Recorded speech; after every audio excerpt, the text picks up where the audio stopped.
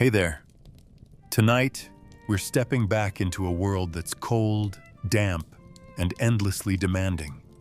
A world where the comforts of today don't just vanish. They never existed to begin with. Life in medieval times wasn't about thriving. It was about enduring. You wouldn't survive a day, not because you're weak, but because the day itself is merciless. From the moment you wake up to the moment you collapse again, every breath, every ache, every silence tells its own story. So turn down the lights, get comfortable, and let yourself drift into a time where survival was the only success. You wake in the cold and dark, the kind of dark that isn't simply the absence of light. It's a damp, heavy presence that presses down on your eyelids before you even open them. There is no sunrise to greet you, no soft sheets or memory foam, just the ache in your back from sleeping on straw that's gone half-rotten from weeks of moisture, and the slow realization that your shoulder is wet again. The roof above you breathes with the wind, creaking gently, letting in the chill through its many forgotten holes. The air stinks faintly of mold and ash, and you can feel your breath against your own face, warm and fleeting, disappearing into the icy void. It's not morning yet, but morning doesn't wait for light in your world. You shift slightly, and the cold rushes into the spaces you dared to expose. The blanket, if you can call it that, is little more than a rag stitched from rough wool, scratchy and too small. Still, you try to curl under it, just for another second, just to pretend you have a choice. But you don't. The chill creeps beneath your skin and settles there like an unwelcome guest. Your joints complain as you push yourself up, each movement stiff and deliberate. Your breath clouds in front of your face, a quiet reminder that warmth is not guaranteed. Not now, not ever. Around you, the room stirs. A cough from across the space, a shift of straw as someone else rises. There is no privacy here, just walls of timber too thin to keep out the cold and too cracked to keep in any secrets. You rub your eyes with dirty hands and blink into nothing. The coals in the hearth have long gone cold, and the idea of rekindling them is more exhausting than comforting. Your fingers are already numb. One can only imagine how they'll feel once you're outside. You reach for your boots, still damp from yesterday, still crusted with old mud. They smell faintly of mildew, but they are all you have, and you pull them on like armor. The floor is cold stone, cracked and uneven beneath your feet. You step carefully, avoiding the loose plank that groans too loudly, even though no one is sleeping deeply anymore. The chickens outside have not yet stirred, but they will. They always do, and when they do, they expect you. So do the goats, the pigs, and the endless list of small, breathing responsibilities that depend on your movement to begin their own days. You stretch, slowly, the way an old man might, though your bones haven't lived that long. They only feel like they have. Your stomach growls, not loudly, but persistently, the kind of hunger that never really leaves, not since the last full harvest, not since the cold returned. Still, food isn't your first task. Survival never is about comfort. It's about order, ritual, obedience to a life that doesn't care if you're tired. The fire must be fed. The animals must be fed. You must move. You push open the wooden door, and it resists, not out of malice, but because it's swollen from the moisture, heavy with dew, stiff in its hinges. The wind greets you like a slap, sudden and personal. It cuts through the gap in your collar and runs down your spine, reminding you who's in charge. You step outside into a world that has not yet woken, but is already watching. The mud squelches underfoot. The sky is a dull gray, not from clouds, but from the lingering smoke of 100 other homes just like yours, each trying to burn something, anything, to keep the night away. You take a breath, and it tastes of soot and wet bark. You don't sigh. There's no point. No one is listening. You just keep moving because that's all you've ever known. Cold, dark, movement, and the faint, persistent echo in your mind that says, maybe today will be no worse than yesterday. And if not better, perhaps that is enough. The hearth is nothing but a shallow bowl of ash when you kneel in front of it. The coals, what's left of them, look like the bones of something long dead, a faint shimmer beneath the gray dust, barely alive, barely worth the name. You press your hands near them, hoping for warmth, but there is none. Not really. Only a ghost of heat, as if the stones remember fire but refuse to recreate it. Your fingers tremble, not from fear, but from cold and the slow retreat of blood from the ends of your limbs. Your breath hangs in the air in front of you, pale and useless. You shift closer, trying to will the heat to return. It doesn't. There are no miracles here, just habit and effort. You reach for the pile of twigs beside the hearth, but it's laughably small. What you called kindling last winter wouldn't start a flame now. Still, you arrange the brittle sticks carefully, like placing offerings for a god you don't believe in. The first spark comes from flint and steel, the strike of stone on metal, an angry hiss that makes your fingers sting. One spark, then another. You cradle the dry moss you saved from the summer, there's not much left, and try to coax the ember into it.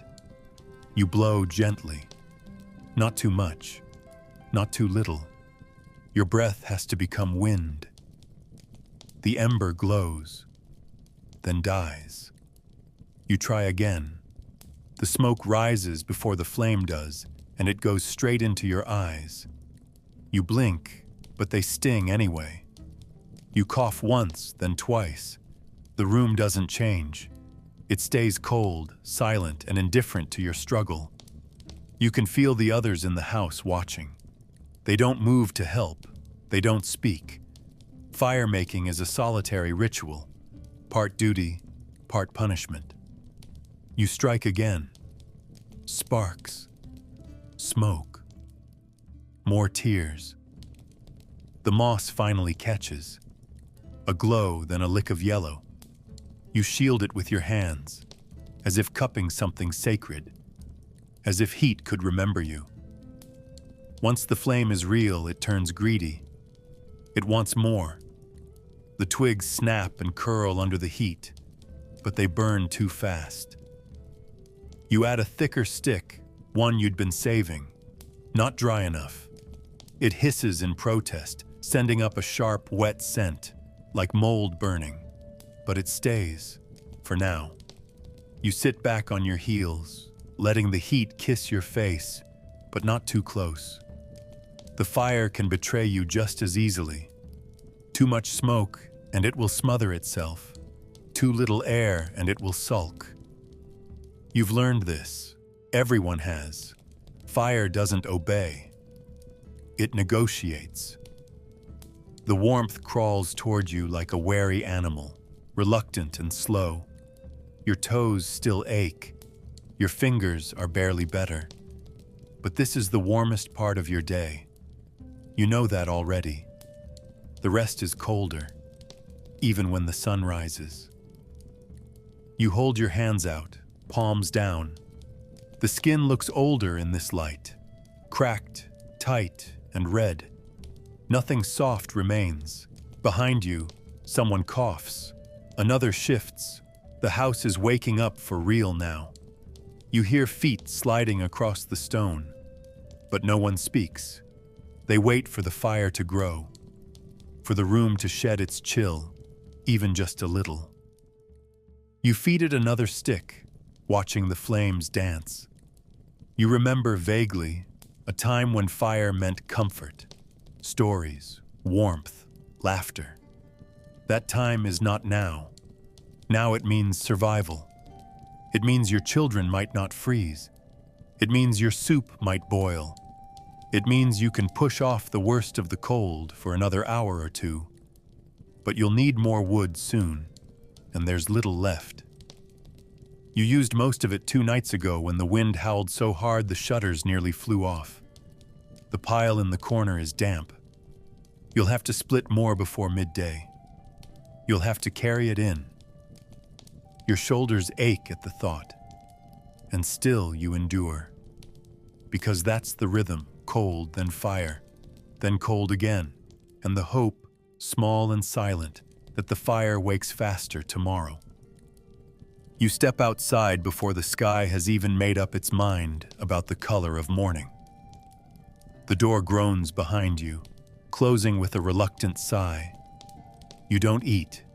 You don't sit. You don't even stretch the sleep from your bones.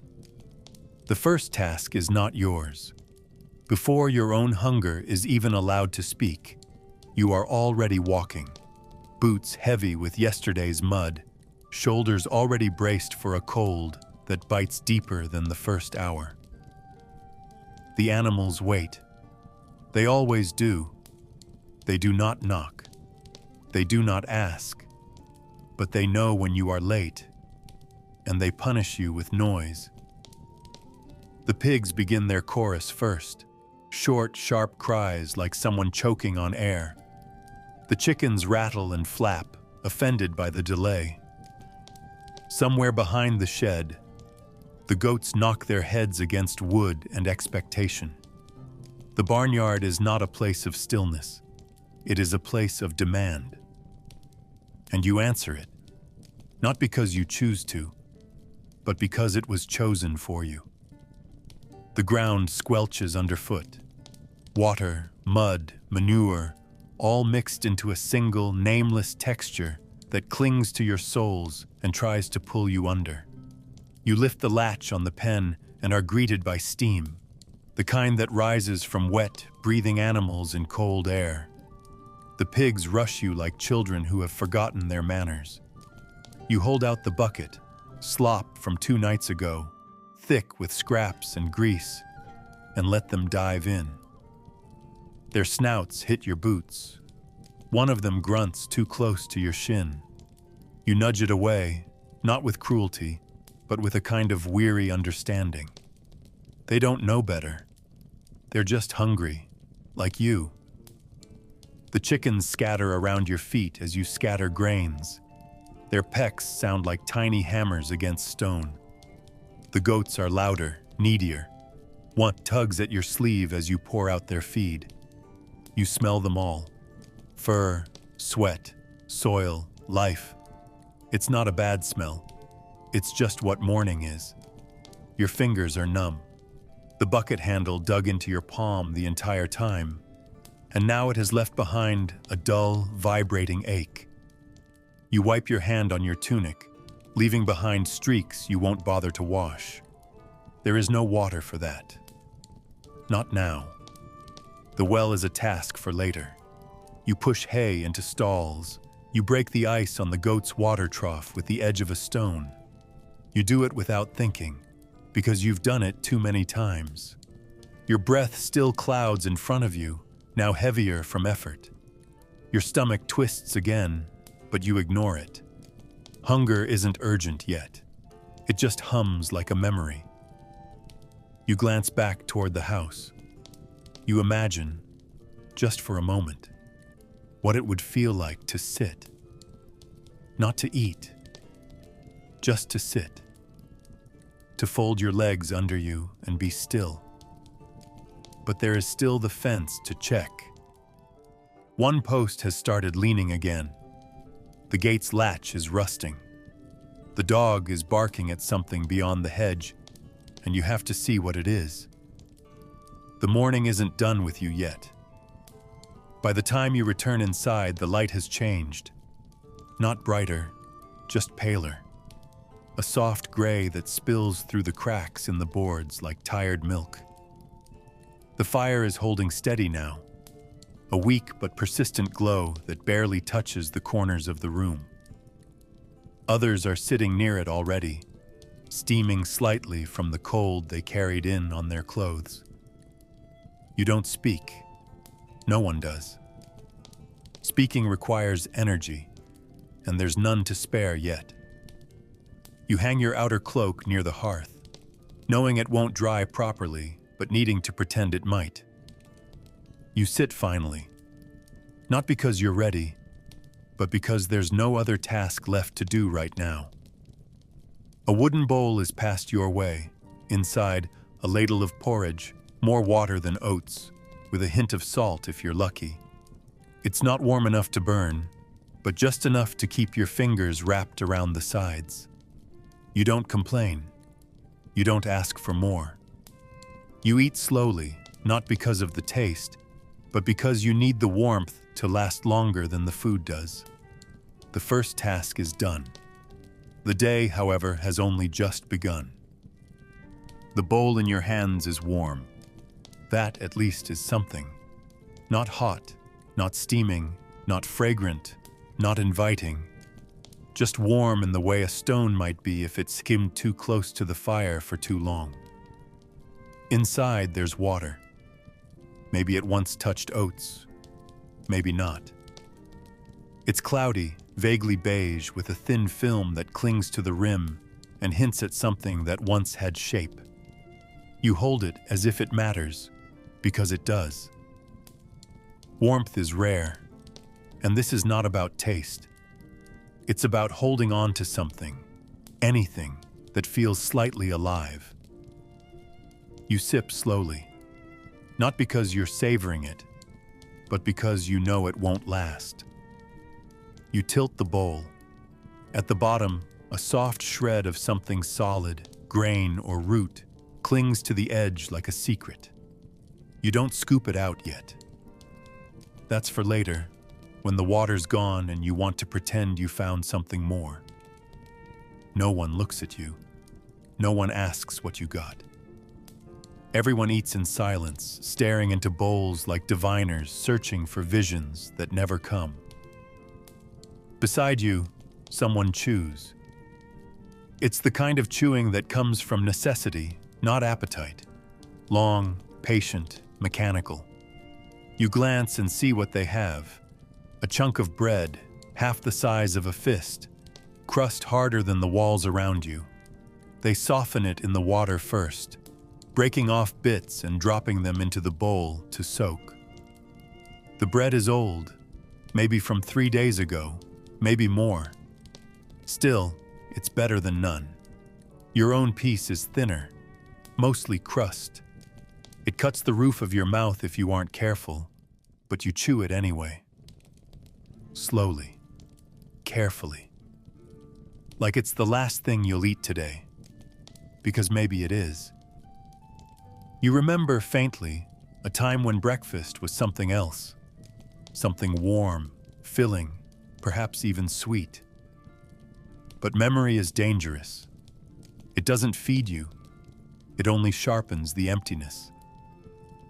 You don't speak of those things, not aloud. They belong to another world, one you can't afford to miss. You stare into your bowl again and finish the last of the water. The children, if there are any left in the house, get their bowls first. That's the rule, spoken or not. They need it more, people say. But it's not kindness.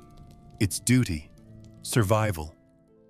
You watch as small fingers hold big bowls, their arms tense from the weight. Some eat fast, licking the sides clean. Others are slower, blinking too much, already tired. No one scolds them. No one smiles. This isn't a family meal. This is rationing. Ceremony without joy. Once the children are done, the elders eat, or those who couldn't work the fields if they tried. They sit close to the hearth, where the heat still flickers, and tilt their bowls like old men do, letting the liquid find its own way down. Then, the rest of you, the ones who labor, the ones who will be gone before the sun finishes climbing. You eat last, and you do it quickly, even if you want it to last. Because the work waits, and the work doesn't eat, it only consumes. Sometimes, if there was luck yesterday, if someone brought back a rabbit, or traded for a root, or found a forgotten sack of barley in the corner of the storeroom, then there might be a real meal, a stew, a scrap of fat, a spoon of something thick enough to chew. But that happens less now. The winter stretched too long. The pantry shrank too fast. Now breakfast is a placeholder, a habit, a lie you tell your stomach so it doesn't scream while your hands are in the dirt. You gather the empty bowls, stack them carefully near the basin, and wipe the rim of your mouth with a sleeve that hasn't been cleaned since last frost. The room smells faintly of smoke and wet wool. You stand slowly, feeling the ache in your knees again, and pull your coat back over your shoulders. It's still damp. It always is. You glance out the window, a slit, really, and see the light beginning to change. Time to go. The fire hisses behind you as someone stirs it. You don't turn back. Breakfast is over, or rather, it never really began. The field isn't far. That's what people always say. Not far. As if the distance is measured only in steps. But your body knows better. Your feet know better. The distance isn't in the space between the cottage and the furrows. It's in the weight of the mud, the pull of the frost, the 1,000 tiny stings of bramble and branch and broken ground. You step outside and the path greets you not like a road, but like a warning. The first few feet are still familiar. Patches of trampled grass, a few flat stones where the children once played when the earth was dry and forgiving. But those stones are gone now, hidden beneath a layer of filth and melt. You lift your foot and it comes away with a sucking sound. The cold shoots up your leg through the hole in your boot you meant to patch last week. But time and fabric are scarce and your foot is wet again before you've reached the gate. The mud isn't just soft, it's alive. It grips, it pulls, it holds on to you like it's jealous. Every step is an argument. You try to avoid the worst patches, the places where the puddles shine just a little too still, where you know the depth hides beneath a fake surface. But it doesn't matter. Sooner or later, one boot sinks deeper than the other, and you have to wrench it out with a twist of your hip that sends a jolt through your back. You walk hunched now, not from age but from repetition, from habit. You lean forward to keep balance, arms slightly out, like a scarecrow that forgot it's not tied down. On either side of the path, the brush has crept in again. You were supposed to clear it last summer, but there were other things. There are always other things.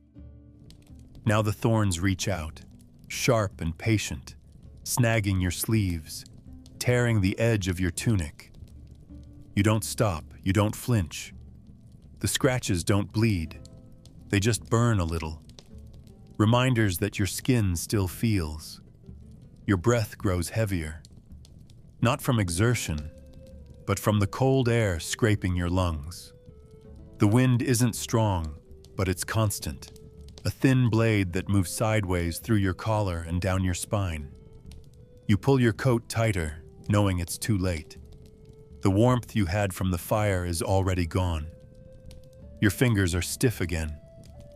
You clench and unclench them as you walk, trying to keep the blood moving. There's a ditch to cross next, just before the rise. The plank that once served as a bridge is half sunk, its middle cracked and its ends slick with moss.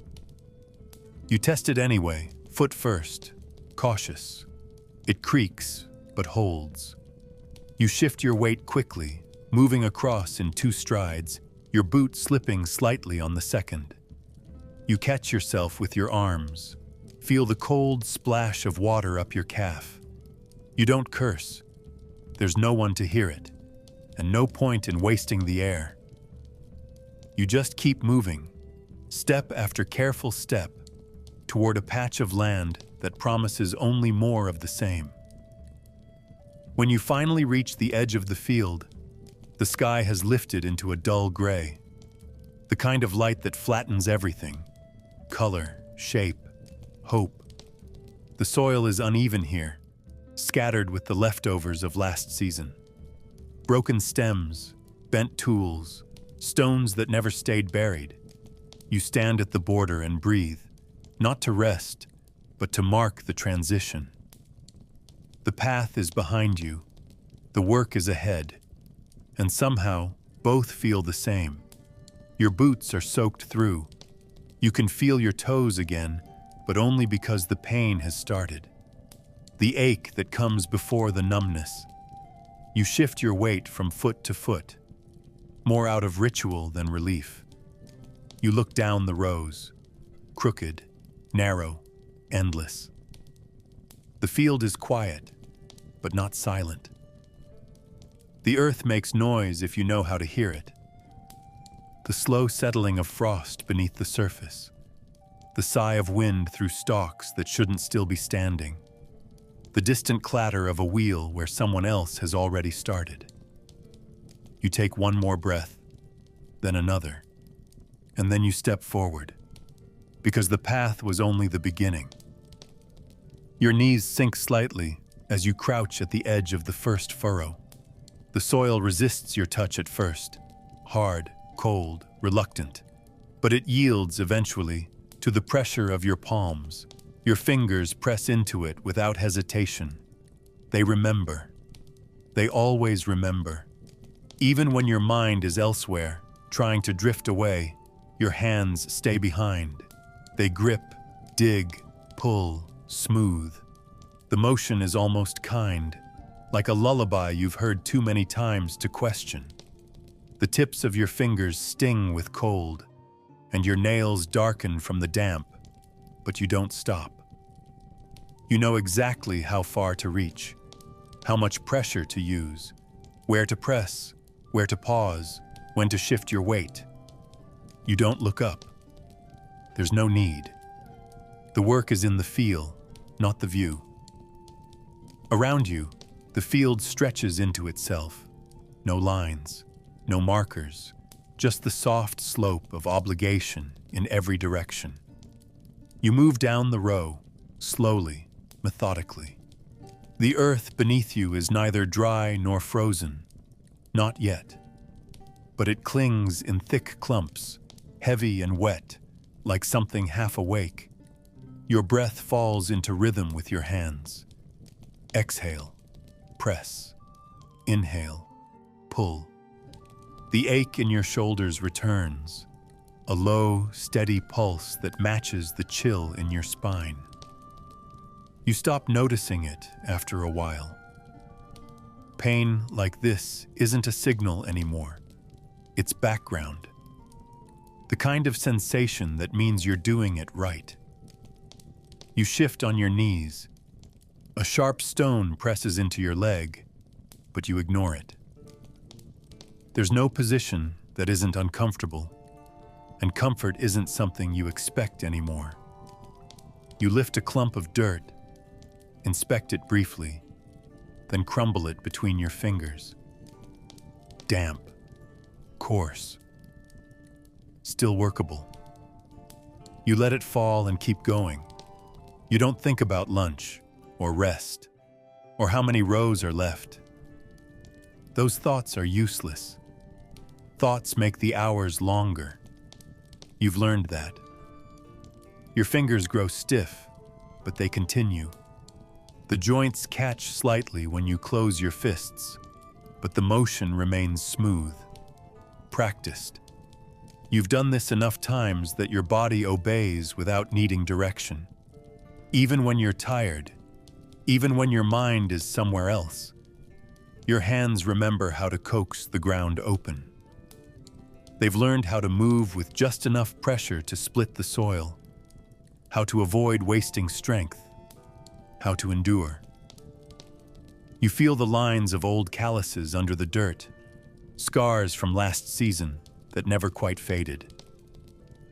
Dirt gets into every crease of your skin, under your nails, into the cuts along your knuckles.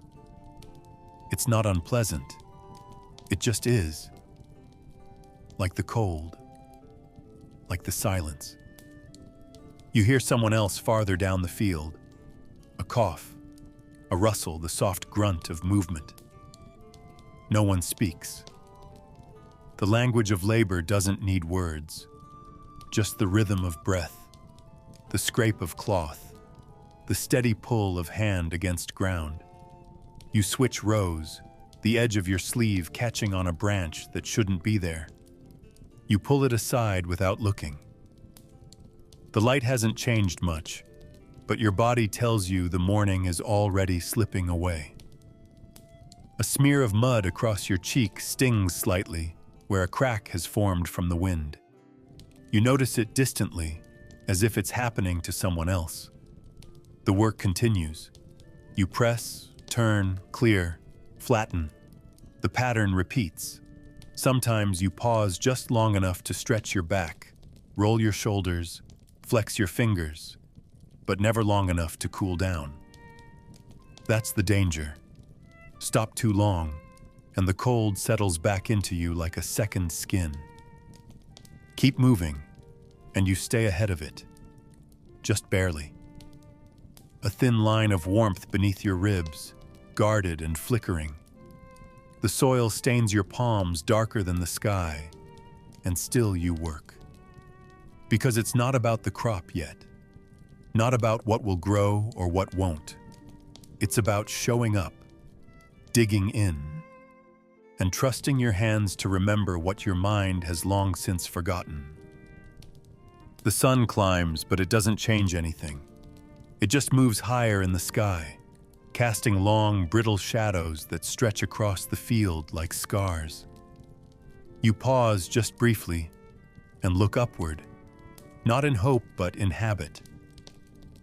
The sky is pale, a flat, unfeeling white that offers no warmth, no comfort.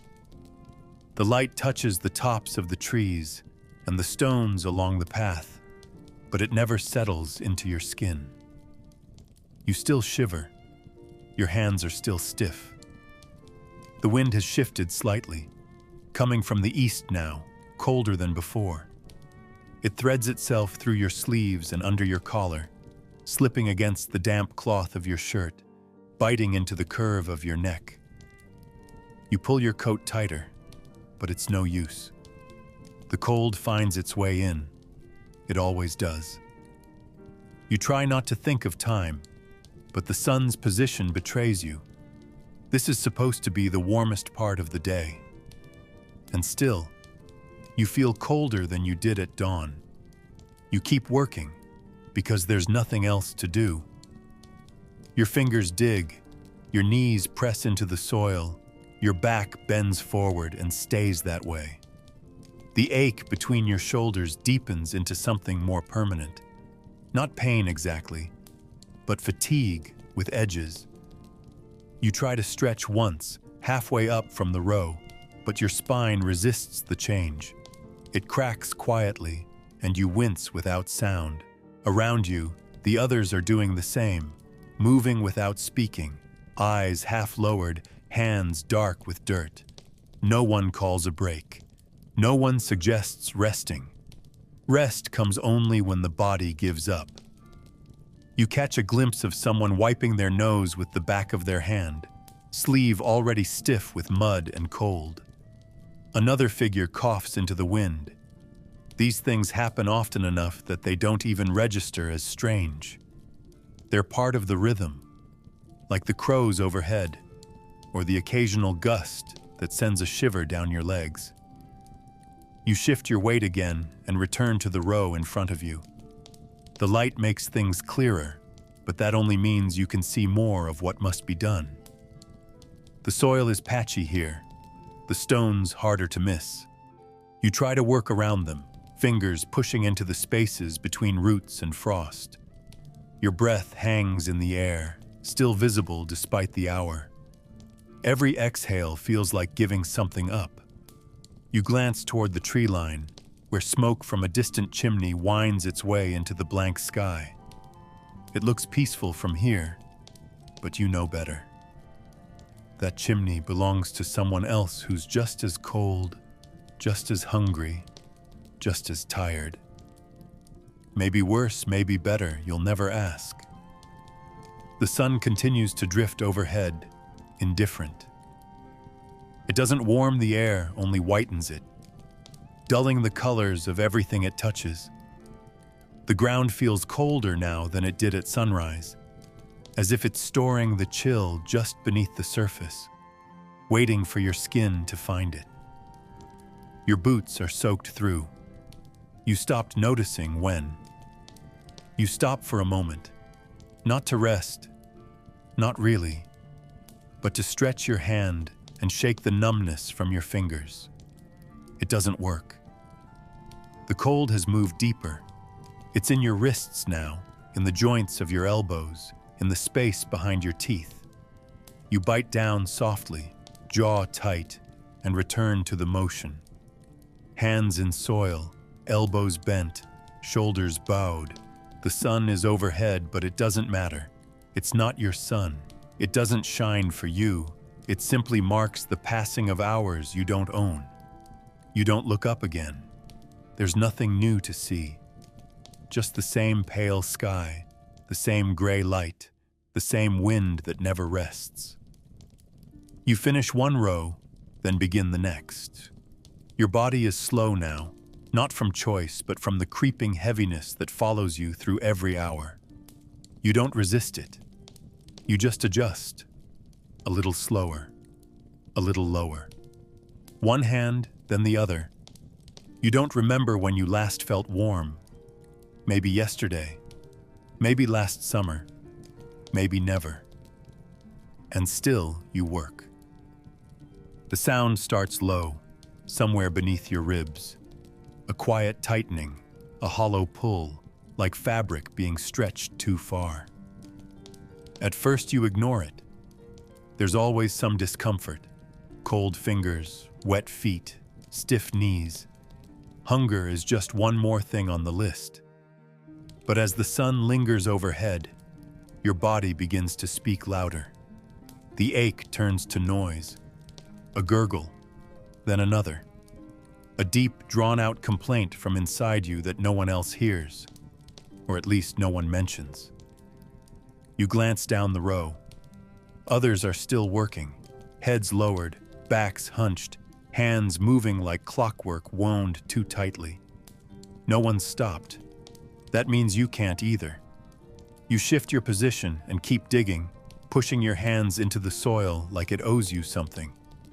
The cold has settled again behind your knees. You let it sit there. You can't spare the attention. The real trouble now is the emptiness clawing up from your gut and tightening your chest. You think of food, but only vaguely. You know there's nothing waiting at home. No midday meal, no bread tucked into a cloth, no broth simmering in the hearth. If anything remains from breakfast, it's a crust of bread tucked into someone else's pocket, softening slowly from the damp. Your mouth waters anyway. Reflex, not hope. You swallow it down and try to breathe through your nose. The air smells like turned earth, like sweat, like wool, like smoke in the distance. Nothing here smells like food. Still, your mind conjures flavors, not real ones, but the memory of them. Fat, salt, heat. You push them away. They only make the hunger louder. The worst part isn't the emptiness itself. It's how aware you are of everything else because of it. Every sound is sharper now. The snap of a twig underfoot. The harsh breath of the man working 2 rows over. The quiet clink of a rusted tool handle against stone. Even the wind seems louder, meaner. Hunger turns the whole world up a notch. You keep your head down and your hands busy. That's the rule. Hunger is allowed, but stopping isn't. Not unless you want to be noticed. And being noticed out here is never a good thing.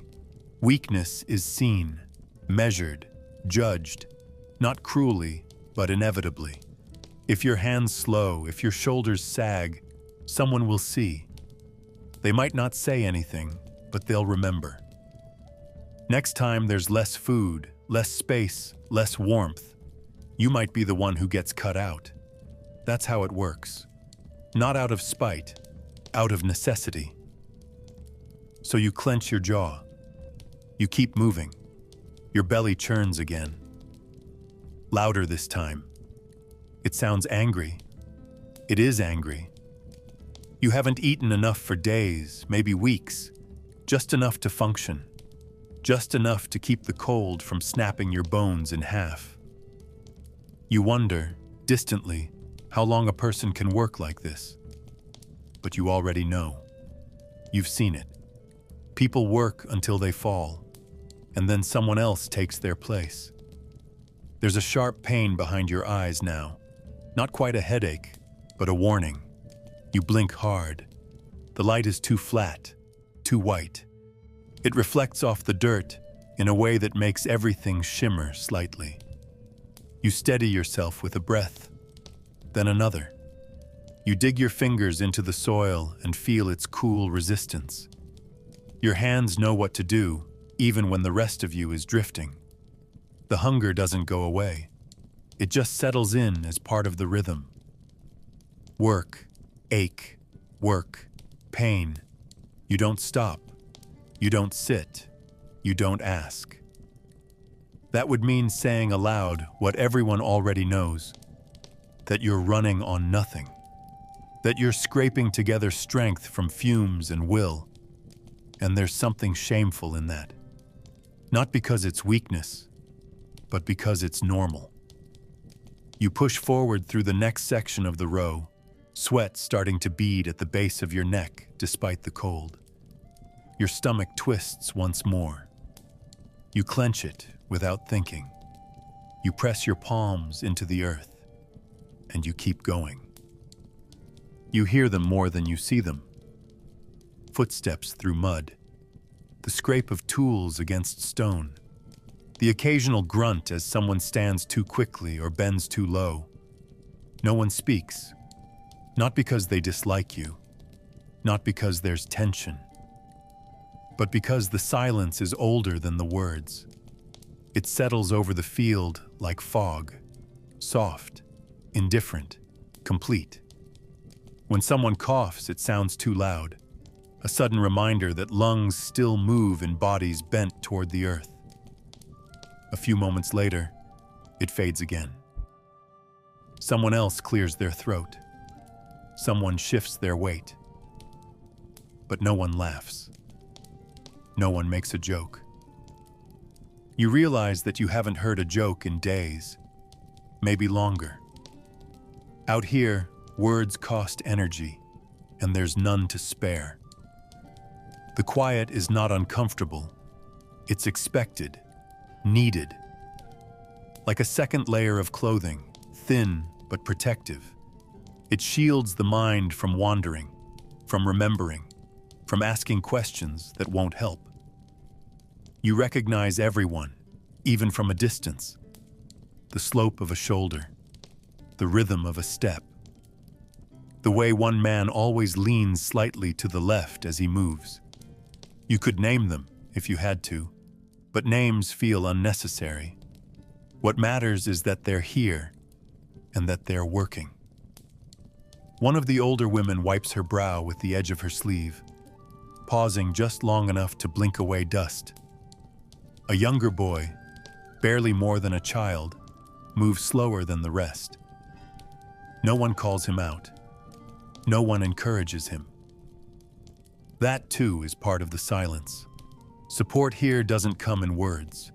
It comes in letting you keep your pace, whatever it is, without shame. You once worked beside a man who never said a word. For months, he labored next to you, breathing heavy and steady, never making eye contact. One day he stopped coming. No one asked why. No one filled the space. Now, someone else moves in his rhythm, his place quietly absorbed into the routine. The earth doesn't remember names either. The only real voice is the field itself. The wind rustles the dry stalks still clinging to their roots. A crow calls from the tree line, sharp and mocking. Somewhere behind you, a tool handle snaps with a dull crack, followed by silence again. No one swears.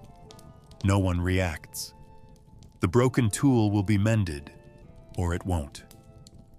Either way, the day continues. Words don't fix tools, and they don't feed you. A murmur sometimes slips out, a soft prayer, a whisper of frustration, but it's swallowed just as quickly as it came. You once tried to make conversation during the work, long ago. Asked someone how they were holding up. They looked at you like you'd spoken in a language no one used anymore. Not angry, just surprised. You didn't try again. You learned the rule. If it's not necessary, it's noise. And no one here has room for noise. Even the sounds that do escape, the coughs, the groans, the sharp inhale from a strained back, are offered like confessions, not conversations. You adjust your grip on the tool in your hand, noticing how the wood has worn smooth in the places you hold it most. You glance at the others, heads still bowed, backs still moving in rhythm. The space between you all is wide but not distant. You feel them, their presence steady as your own breath. They do not comfort you. They do not make you feel less tired. But they remind you that you're not alone, that others are enduring the same cold, the same hunger, the same ache in the knees, and that's enough. No one needs to say it aloud. The silence is its own kind of language, heavier than speech, more honest than empathy. You reach for the next patch of earth and begin again.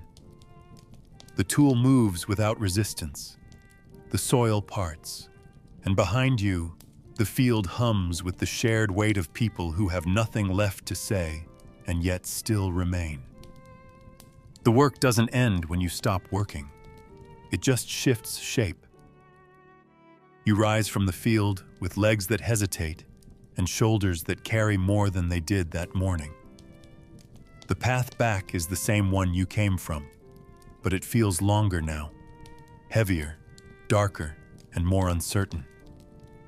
Your boots are soaked through, caked with layers of mud that dried and softened and dried again. Each step tugs slightly, like the ground itself wants to keep you there. You glance back at the furrows, not out of pride or reflection, but to make sure that nothing's been forgotten. Then you turn toward home, toward the thin line of smoke rising over the roof, and begin the walk. You don't carry only your body now. Your arms are full. A bundle of wood, tied roughly, bites into your skin with every step. The bark scratches your forearm where your sleeve has ridden up. You grip it tighter, not because you want to, because if you drop it, you'll have to stop. And stopping would mean starting again. The road is worse than before. The sun, if it can be called that, has only deepened the muck.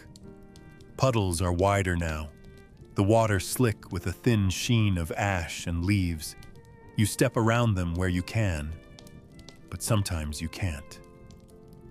Your foot lands in water colder than your thoughts, and it seeps through the seam of your boot without hesitation. You grit your teeth, not from pain, but from the exhaustion of repetition. This isn't new. None of it is new. You pass by the same stones, the same gnarled branches, the same crooked fence post that no one's had time to fix. You know this path better than the inside of your home, and yet it always surprises you how far it feels, especially with the extra weight. Sometimes it's wood, sometimes water, sometimes a basket with nothing in it but the promise of tomorrow's work. The destination is always the same. But rest? That's never at the end of this road. Only more tasks. Different ones. No easier. You shift the bundle on your shoulder, trying to balance it better, but it only makes the strain in your back flare sharper for a moment, before it settles into its usual dull throb. Your hands are raw now, the skin tight and beginning to split at the knuckles. You wipe your nose with the back of your wrist and taste salt and dirt on your lips. The air feels thicker than before, colder too, like the day is already exhaling its last breath before the dark takes hold again. You hear the crows calling behind you, their voices slicing the silence like a blade. You don't turn to look. You just keep walking. One foot, then the other. Your legs move from memory, not command. Every part of you wants to sit down, not sleep, not eat. Just lower your body to the ground and let gravity hold it for a while. But the house is closer now. You can smell the smoke again, thicker, sharper, more real. Someone stoked the fire. Someone beat you home. When you finally reach the door, it doesn't swing open in welcome. It groans in the same tired way it did this morning. You nudge it with your foot and step inside without ceremony. The warmth hits you, but only barely. Enough to fog your breath, not enough to melt the ache. You set the wood down near the hearth, each piece clattering like a complaint. Your hands fall to your sides, heavy, trembling, reluctant to open again. You say nothing. No one expects you to. Inside, the light is dim, orange and flickering, shadows stretched along the walls like tired ghosts. The room smells of ash, damp wool, and boiled roots. You don't sit yet. There's still something to do. There always is. Water to haul, a shutter to secure, a pail to empty. You glance at the bench by the fire, the one with the worn spot shaped by 100 evenings. It waits, not for comfort, just for the next body to drop into it. But not yet. Your return is finished. The rest has not begun.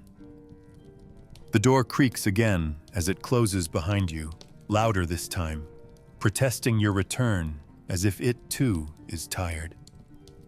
The sound echoes through the room, sharp against the dull thrum of the wind that still presses at the walls. Inside, the air is no warmer than outside. The hearth gives off a faint glow, but it barely reaches beyond the center of the floor. You keep your coat on. Everyone does. The cold doesn't stop at the threshold. It follows you in and settles in the corners, behind the shutters, under the floorboards. You glance around without raising your head. The table leans to one side where the leg has warped. The floor is strewn with straw, soot, bits of thread.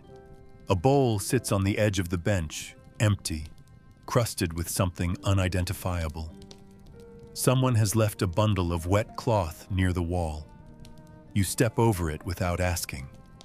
There's no time for questions. The house is not a shelter. It's another task. You move toward the hearth and drop the kindling you carried earlier. The pile beside it is uneven, damp. You know it won't catch easily, but you'll try anyway, later when the rest is done. You glance at the shutter over the window. It rattles slightly with each gust. The hinge is loose again. You make a note, not with words, but somewhere in your ribs, another thing to fix before nightfall. You stoop to pick up a broken broom that someone leaned against the wall and begin sweeping, if only to clear a path between the bench and the table. The dust rises and settles again. There's no escaping it. Your hands move without instruction. The motion is familiar, almost soothing, but it doesn't rest you. It just shifts the weight. When you finish, you check the pail in the corner, almost empty. You'll have to haul water again. You set it near the door as a reminder. Another task waiting in line. Someone calls softly from the other room. Not a question. Just your name. You answer without speaking, walking in the direction of the voice. A child holds out an empty bowl. You take it, rinse it with a bit of water, then spoon in what remains of the evening mash. The mixture is thin, but warm. The child eats slowly, not thanking you, not meeting your eyes. You ruffle their hair without thinking, then turn back toward the main room. There's fabric to mend, a hole in the wall where the cold gets in, a bench leg that wobbles more each week. You try to sit for a moment, but your back won't let you. It stiffens as soon as you stop moving. So you get up again, walk to the small chest in the corner, dig through the cloth scraps to find something dry enough to use as a patch. A needle, a thread. You thread it with stiff fingers and begin. The motion is tiny, precise, slow. Not because you're tired, though you are, but because that's how things last. You work by firelight now. The light is low and orange, casting everything in the same dim softness that makes edges hard to read. You hear others moving behind you, the sound of boots being pulled off, of shoulders sinking toward the walls. A cough, the creak of someone sitting. You don't turn to look. You know it by sound. Everyone is finishing something. No one is resting. The idea of rest doesn't fit here. It's too large, too foreign. What you get instead is a shift in the kind of labor, from field to house, from back to hands, from public to private. The tasks never stop. They just change name. The house doesn't hold you. It demands you. Its roof leaks, its floor sags, its walls are crooked, but you tend to it anyway, because it's yours, because it stands, because if you don't, it won't. And so you patch, sweep, feed, fix, carry, and turn the coals with care. Not for comfort, but for survival. Because the house is not the end of the day. It is simply where the next part begins. The room is never quiet when the family is inside. Not truly. Even when no one speaks, the noise lingers, footsteps shifting against the wooden floor, the rustle of cloth, the low creak of weight moving across old benches. The children fill the space first, not with laughter, but with needs. One asks for food, though they know there is none until later. Another tugs at your sleeve, not to play, but to show you a loose thread on their tunic, as if this too must be fixed tonight. They don't cry. They haven't in a long time. Crying takes energy, and there's nothing left to spare. Their voices are high but thin, worn down by cold and hunger. You answer with gestures mostly. A hand on the head, a nod. A bowl passed without comment. There is no time for affection, only action. The baby coughs in the corner, a raw, dry sound that echoes sharper than it should. You glance that way but don't move. Someone else is closer. Someone else will pick them up. Or not. Either way, the sound continues. The older ones make less noise, but they take up more space. Not physically, most are small from long winters and short meals, but in expectation. They want to be acknowledged, deferred to, treated with the kind of respect that was earned before you were born. One of them sits near the fire, carving something slowly, eyes flicking up each time someone enters the room. Not judging, just watching. There's always watching. Eyes on your hands as you mend.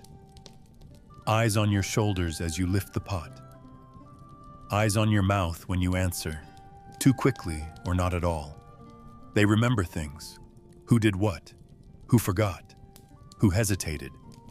You greet them with the same careful nod you give the cold wind. Not welcome, but recognized. They do not speak unless spoken to, and when they do speak, it's often about something that needs doing. The roof, the goats, the latch on the door. Never the children, never the silence, never how tired they look when they think no one is watching. Everyone is hungry. That much binds you all together more than words ever could. Hunger levels the room. It takes the loudness out of the children and the sharpness out of the elders. It draws the breath shallow and stretches the minutes before any meal. You see it in the way someone fingers the edge of an empty bowl, in how another lingers by the hearth even when there's no food yet in the pot. No one complains. That's not how things are done. Complaining implies you expected something better, and no one here does. You learned that lesson early. Expectation is a luxury. Disappointment is a risk. Silence is safer. So when someone asks if the stew will be ready soon, they ask it like they're talking about the weather. Quietly, without weight, already prepared for the answer to be no. You stir what little there is with a wooden spoon, careful not to let your expression change. There's enough for everyone to eat something. That's all that matters. You sit down only when everyone else has found their place, and even then, you remain half standing, always ready to rise again. The noise softens now, replaced by the clink of wooden spoons against wooden bowls, the sound of mouths chewing slowly, not to savor, but to prolong. The baby has stopped coughing, or maybe just grown too tired. One of the children leans against your leg, and you rest your hand on their shoulder gently. The older ones speak in murmurs now, a few words passed back and forth. Nothing important, nothing new. You listen without listening. The words wash over you like water too cold to hold. When someone laughs, not loudly, just a breath of air forced out through the nose, the sound feels wrong. Not because it's unpleasant, but because it reminds you of something that doesn't fit here anymore. The moment passes, the bowl's empty, the fire hisses, and the room begins to shift again, from eating to cleaning, from stillness back into motion. Family means noise and work and eyes. Always eyes. It begins with water. Always water. You take the bucket outside, hands stiff against the wooden handle, and walk toward the well. The wind bites sharper in the evening, curling around your wrists and down your sleeves. The path is uneven, the mud thickening into cold ridges that pull at your boots. At the well, the rope is damp and rough. You lower the bucket slowly, listening to the hollow splash when it hits the surface. The crank groans as you pull it back up. The water is heavy, colder than your breath. You carry it back carefully, not quickly. There's no rush, but no room for spilling either. Inside, the hearth waits, coals fading to red under a layer of ash. You place the pot over the fire and pour the water in, watching the steam begin to rise. Not boiling yet. That will take time. You kneel beside it and begin scraping the roots. Turnip, maybe, or something like it. Dull and fibrous, with patches of frost still clinging to the skin. You work slowly, not because you want to, but because the blade is dull and your hands are shaking. The peel falls in uneven strips, collecting on a cloth that once served as a shirt. You slice each root into pieces, careful not to lose anything. Every scrap matters, even the ends. You add them to the water and listen to the hiss as they touch the surface. Then the stirring begins, slow, steady, patient. You reach for the salt, just a pinch, because there's not enough to waste. If someone traded for fat or bones this week, you add those too. If not, you don't.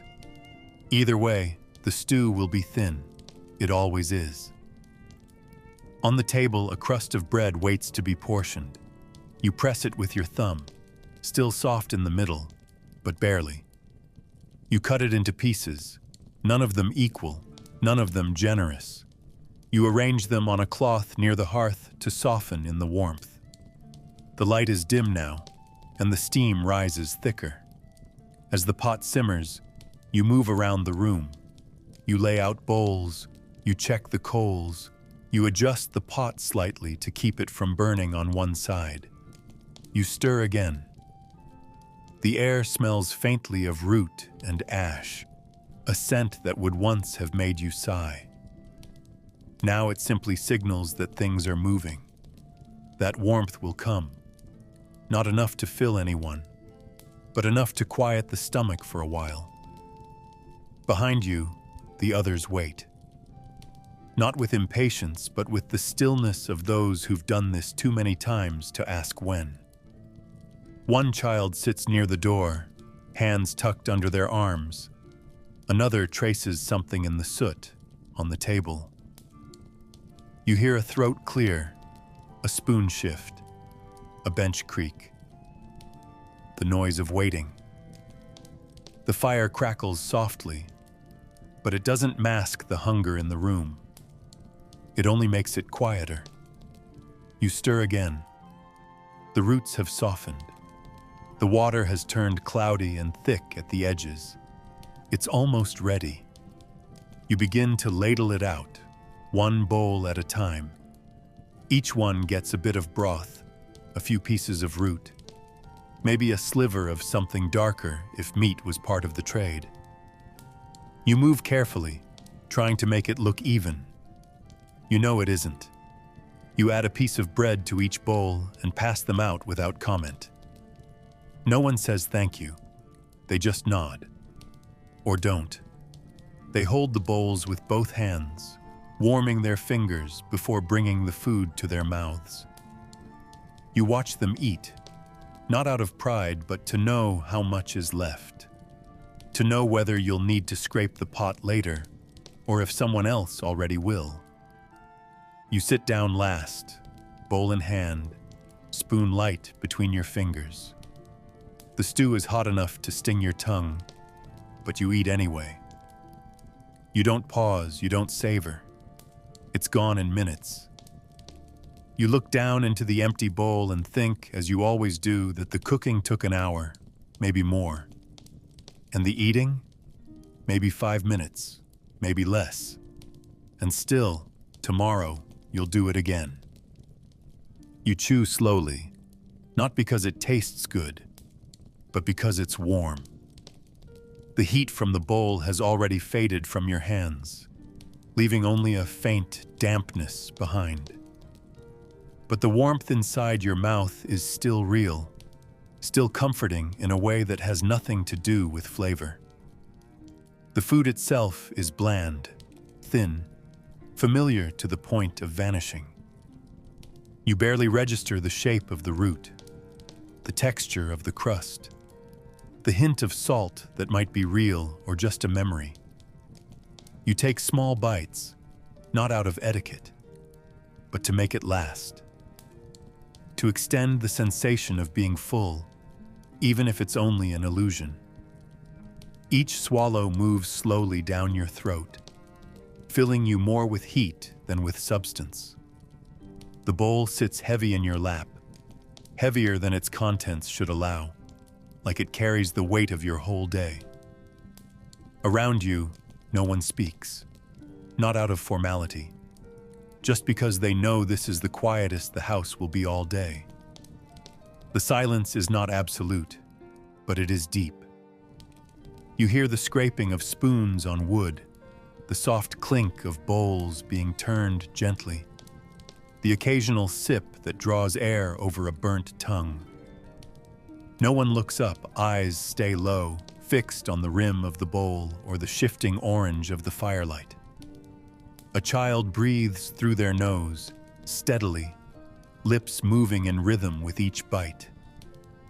One of the elders holds their spoon with two hands, lifting it slowly as if balancing something fragile.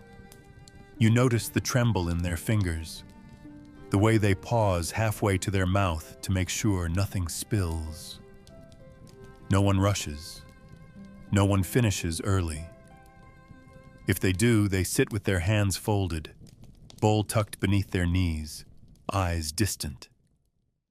The fire pops softly, a tiny burst of light and noise, quickly swallowed again by the room. You chew another piece of root, fibrous, bland, but warm. It rests in your stomach like a stone, and for now, that is enough. This is not the kind of meal that invites conversation. There is nothing to say. No news, no questions, no laughter. Everyone in this room already knows how the day went. They lived it too. They saw the same fields, touched the same soil, carried the same cold home with them. Words would only break the fragile stillness that makes eating bearable. So instead, you listen to the rhythm of chewing. Slow, steady, human. It becomes a kind of lullaby, something your body recognizes as a signal that you've made it this far. That today, at least, ends with something warm. You focus on the texture, on the motion of your jaw, on the small pause between bites. The bowl grows lighter. The spoon scrapes more often against the bottom. You don't rush to refill it. You don't ask if there's more. If there is, someone else needs it more than you. You finish the last spoonful as if closing a door, wiping the inside of the bowl with the heel of your bread. One last bite. One last bit of silence. You set the bowl down gently and lean back, not to rest, but to let your spine unfold. The heat has faded. The quiet begins to shift, thin at the edges. Someone exhales. Someone coughs. A spoon is placed on the table with just a little too much sound. But for a few more moments, you stay still, eyes half closed, hands folded in your lap. You are not full, but you are not empty. Not completely. The silence has settled into your bones, deeper than food ever could. And for now, that's the only kind of peace this house will offer. No words, no warmth, just this slow, fading quiet, like the dying glow of coals in the hearth. Dull, steady, and gone before you notice.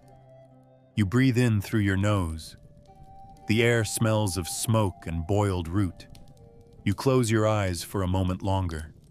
Then you rise. The bowls must be washed. The fire must be stoked. The silence is over. The bowl is empty, the fire low, and the warmth fading. But the day isn't over. Not yet. The moment you stand, your knees remind you of everything that came before.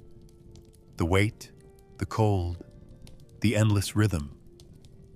You ignore it. There's still more to do. Outside, the sky is darkening, not with color, but with shadow. A slow descent into a colder silence. You reach for your coat. It's still damp from the morning, but you pull it on anyway. It clings to you like a second skin, heavy with the scent of smoke and soil. By the door, a rusted lantern waits, the wick short and reluctant. You light it with a small coal from the hearth, shielding the flame with your palm. It flickers once, then steadies. That's enough. You open the door, and the wind greets you like it never left.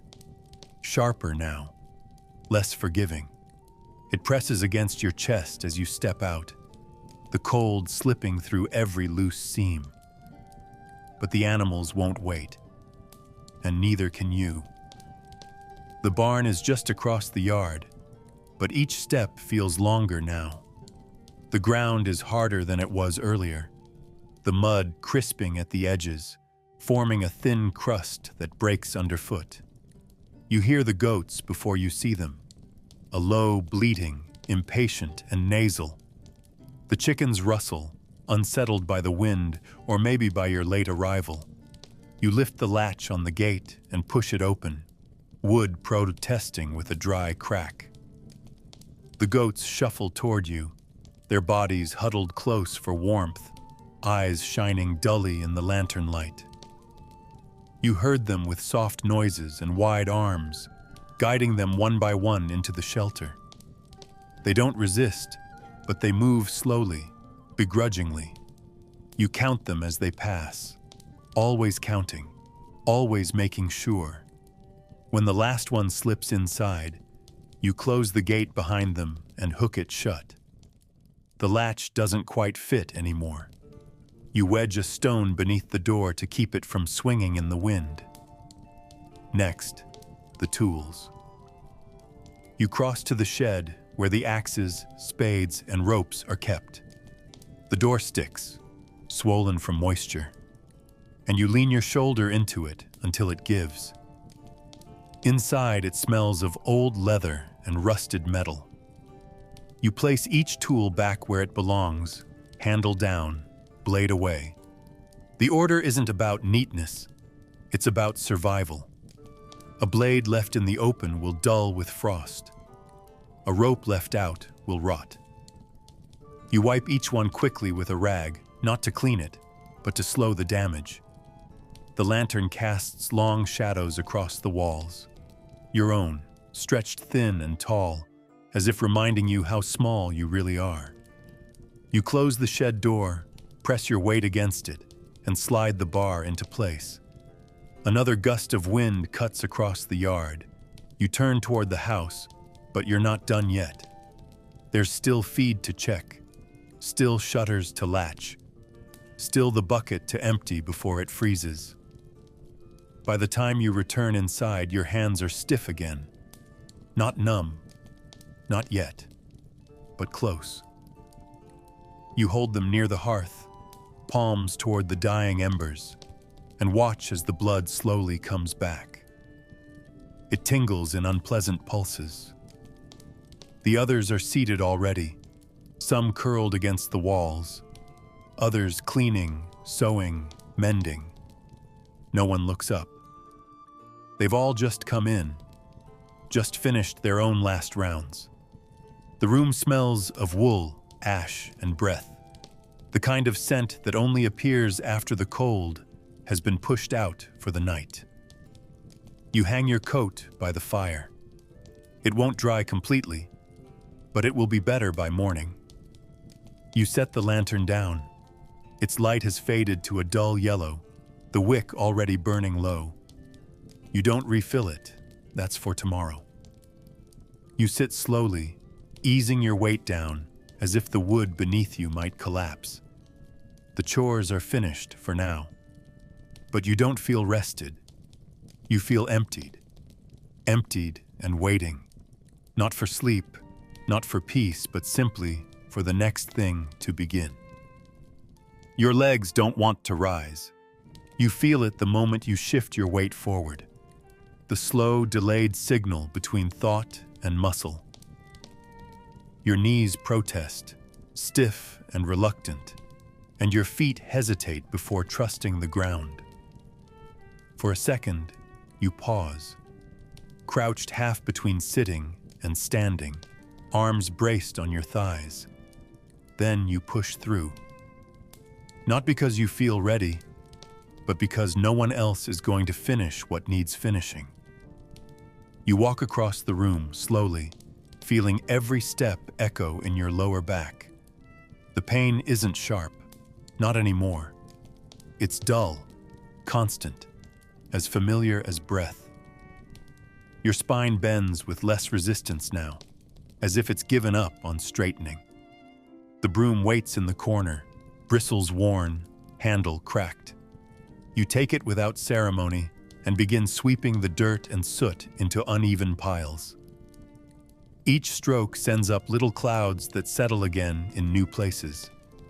The floor is never truly clean, just temporarily rearranged. Your arms tire quickly.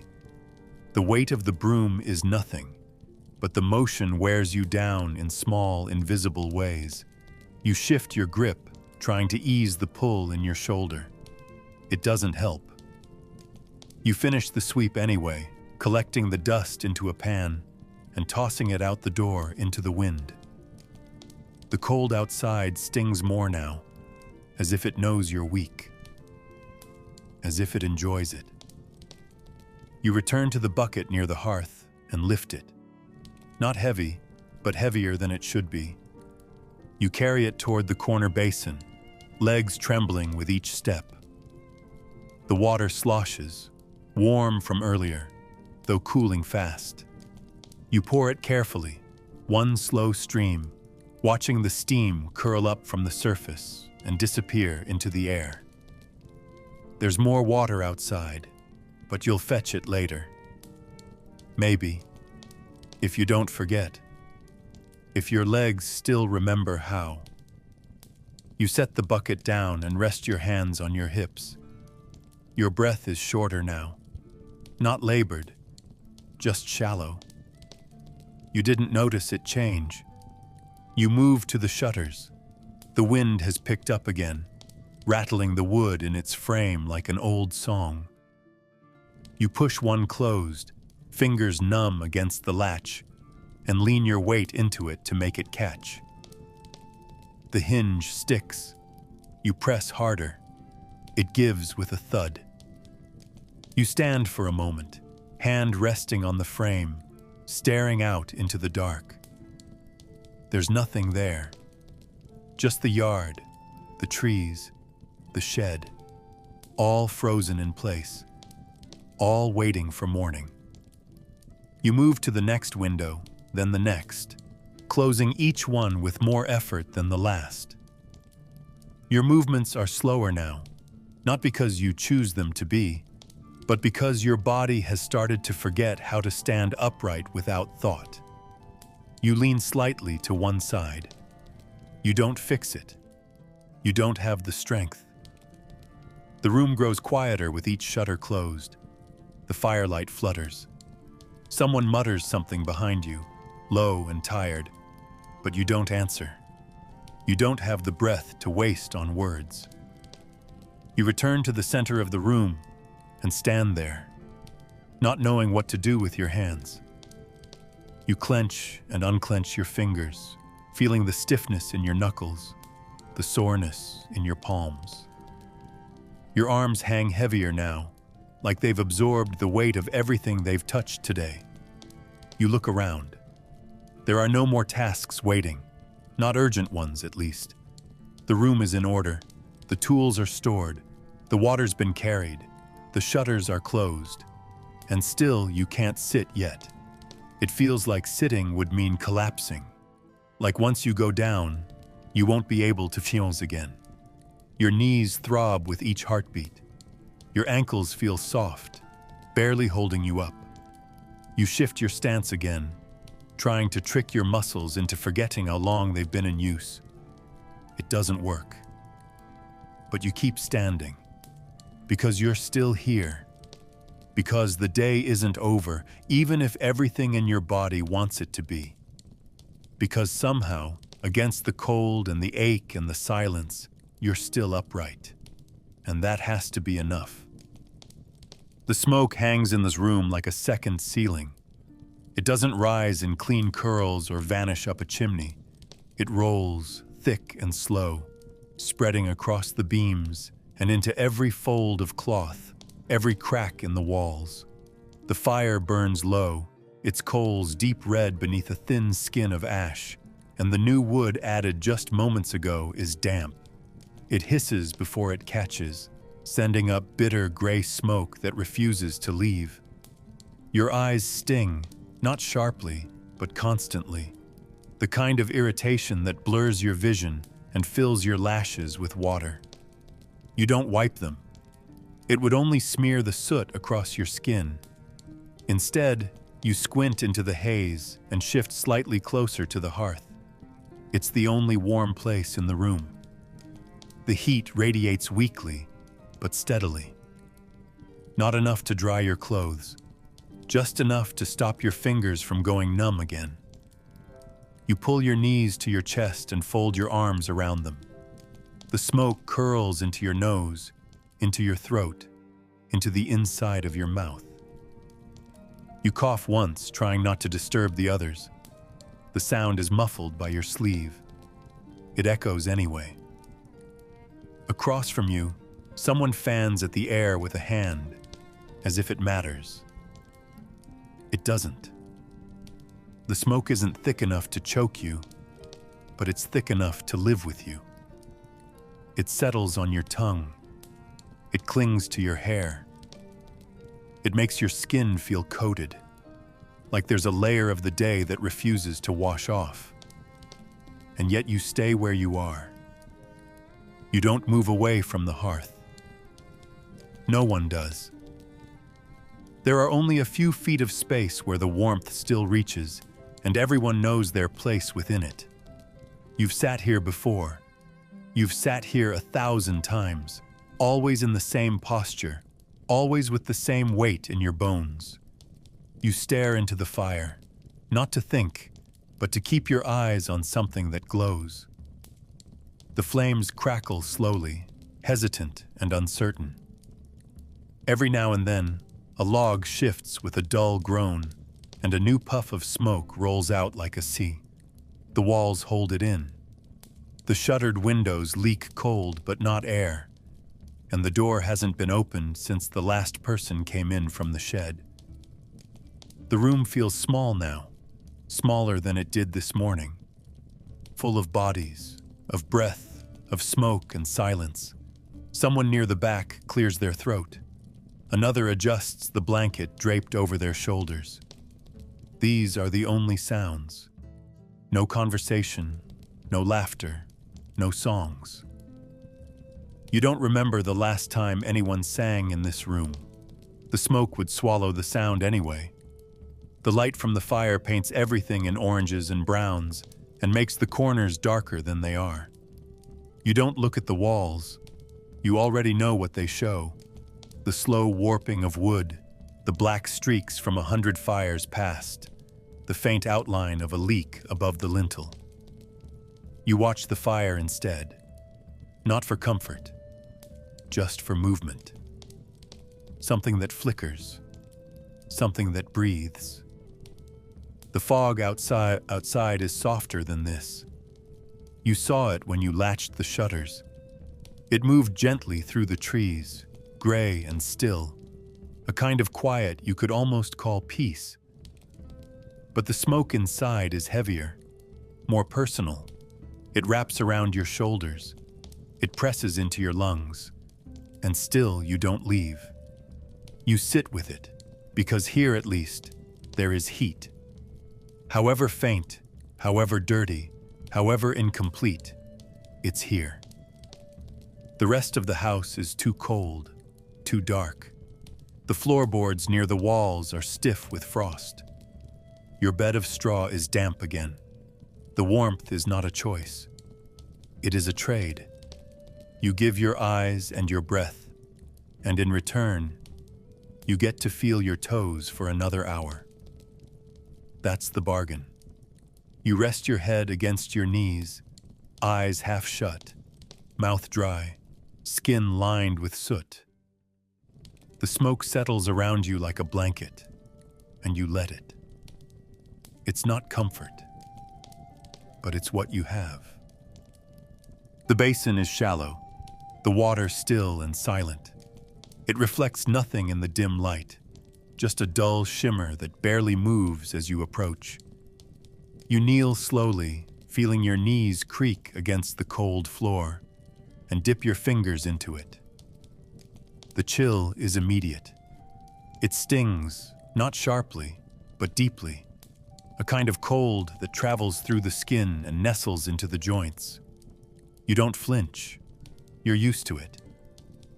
This happens every night, in the same corner of the room, with the same water that never feels warm, no matter how close it sits to the hearth.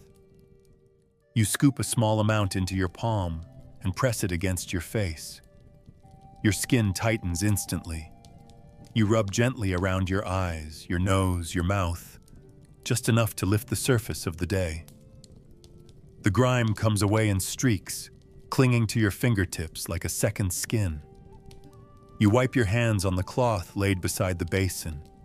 It's already stained, already damp. It doesn't matter. You move next to your neck, your hands, your wrists, the parts people see, the parts that matter. You don't bother with anything beneath the collar. Not tonight. Not this week. You haven't washed properly in days, maybe more. The thought of stripping off layers, of standing in the cold, with nothing between you and the draft, is laughable. There's no strength left for that kind of exposure. Besides, no one expects it. No one mentions it. You catch the occasional smell, sweat, soil, wool, rising from your sleeves, your chest, your back. You live in it now. It follows you like a shadow. The dirt has worked its way into your pores, under your nails, into the creases of your skin. Your arms are smudged with faint brown lines where the sleeves end. Your elbows ache when you move. You splash your face again and let the water drip from your chin. It runs down your throat, colder now, reminding you just how tired your bones really are. The others do the same, in their own corners, with their own bowls, their own cloths. No one talks, no one asks to share. Water is too precious for conversation. You hear someone scrubbing half-heartedly at their forearm, the sound of rough cloth against rougher skin. Another dips their hand and hisses softly through their teeth. You keep your head down. You know the rules. Don't look. Don't comment. Just finish. You rinse your hands one last time and hold them over the fire for a moment. The warmth doesn't help. The wetness stays. It clings to your knuckles and seeps into your sleeves. You dry them with the same cloth, careful not to use more than the edge. You fold it, out of habit more than care, and place it back where it belongs. The basin sits still again, a quiet pool of gray water that reflects the flicker of flame but nothing of the people around it. You rise slowly, knees stiff, shoulders sagging forward. You wipe your forehead with your sleeve and blink a few times to clear the sting from your eyes. Clean by this hour doesn't mean fresh. It means just enough. Just visible. Just tolerable. You scratch at your neck and feel the roughness of salt and dust under your collar. It's not pleasant, but it's yours. You've worn this body through another day. That's what matters. You step away from the basin and leave the rest of your skin untouched. Your back still itches. Your legs are still streaked with mud under your trousers. But no one will see, and that makes it easier. You pass someone on the way back to the hearth. They nod without smiling, their cheeks pink from the water, their hands red and shaking. You nod back. Brief. Wordless. You sit again, in the same spot where you've sat for nights, and feel the cold begin to settle back into your fingers. You wrap your arms around yourself. You're clean enough. For now. You don't go to bed. You just go to your place. It's not marked, not named, but it's yours. A patch of straw flattened into the floor over weeks of lying in the same spot. The stuffing has shifted, some of it ground into dust, some of it damp at the edges where it touches the wall. You lower yourself down slowly, one hand on the floor for balance, the other pressed against your side to ease the pull in your back. The straw rustles beneath you, sharp and soft in equal measure. A piece sticks into your hip, but you don't move it. You've learned not to shift once you're down. Shifting means waking someone else. Waking someone means complaints, and no one here has energy for complaints tonight. You lay on your side, knees drawn up, spine curled inward. It's the only way to stay warm. The air bites more when you stretch out. The cold creeps faster when you leave any part of yourself uncovered. There are bodies on every side of you, not touching, not quite, but close enough to feel the warmth bleeding from their skin. The one behind you breathes heavy. Not a snore, not yet, but close. A slow, rhythmic gust that hits the back of your neck and pulses. You pull your collar higher, not to block it, but to soften it. Someone in front of you shifts, dragging their blanket up with one hand, pulling the rest of it loose across your feet. You don't complain. The blanket is thin, barely a cloth, and every inch of it matters. You move your legs closer together, stacking your knees like coins, and tuck your arms between them. The cold presses into your face, but your breath warms the space inside your coat. You smell wool and old sweat, smoke and something sour. You don't wrinkle your nose. You don't react. This is what night smells like. This is what comfort becomes. Proximity and habit and quiet acceptance. There's a cough in the corner, a real one, harsh and broken. No one responds. Someone else clears their throat, softer, like a mimic. A foot kicks out somewhere against the wall, then silence again. The room settles back into itself, the sound of sleep replacing the work of the day.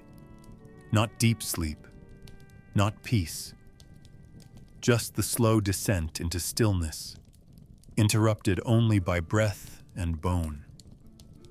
You listen to it, not because it soothes you, but because it's there.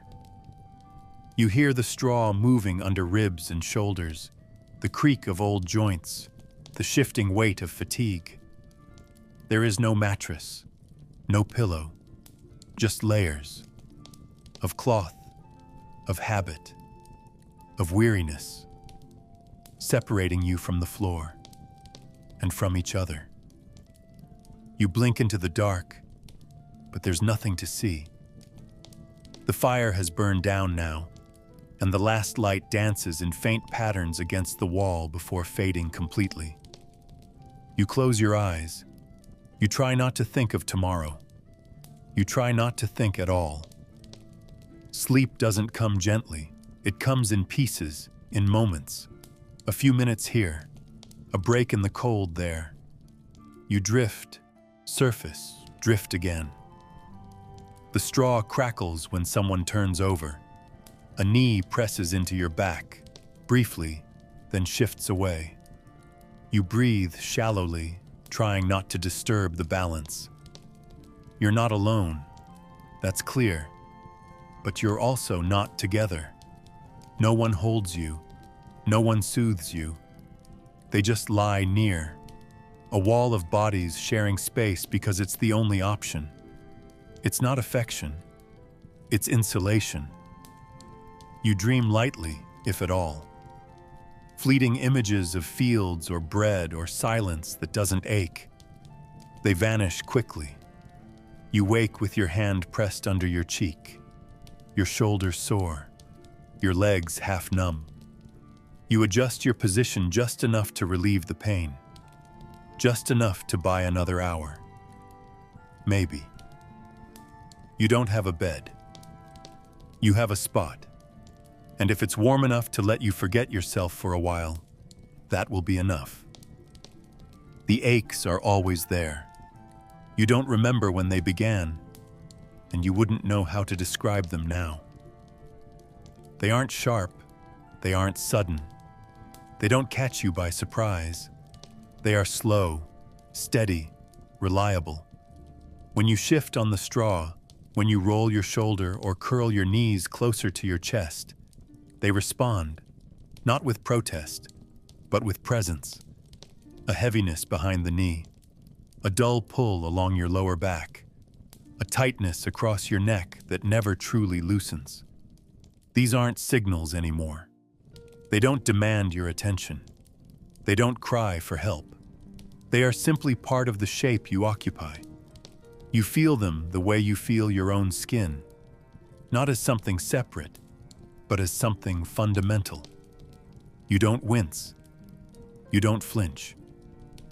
You just move through them. Or rather, they move with you. You've stopped treating them like something to fix. They are not problems. They are you. Your ribs ache when you breathe deeply, so you learn not to. Not fully, just enough to keep the air moving. Your wrists ache when you grip too tightly, so you hold the broom, the shovel, the bowl a little softer now. Not from weakness, but from experience.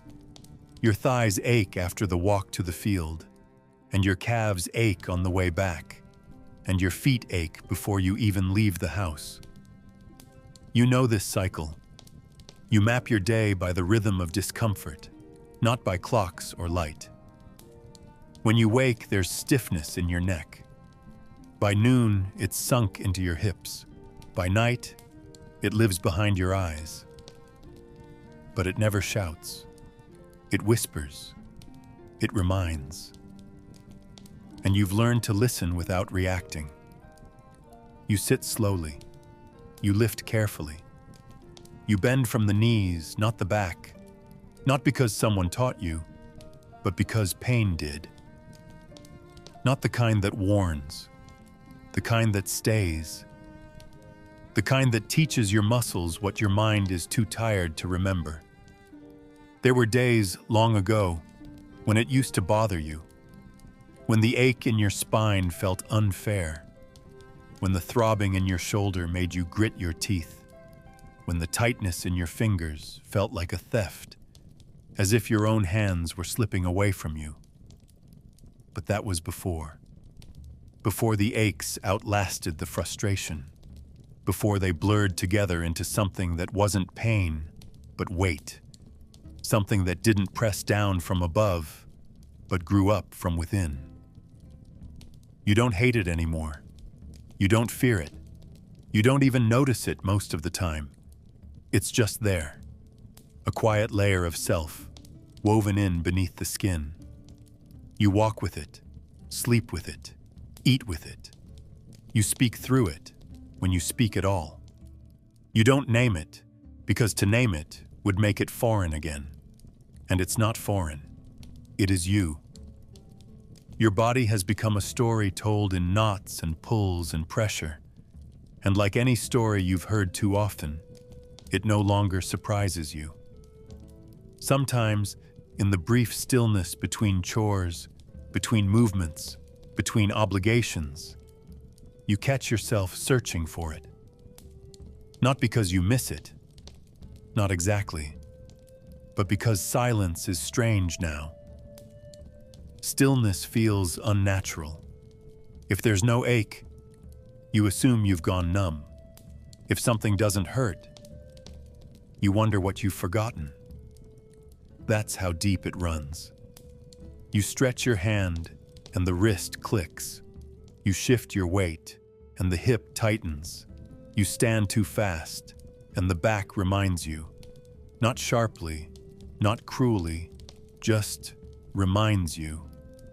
You lie on the straw, curled in your usual way, and you feel the ache settle in again, like a blanket, like an old voice in a quiet room.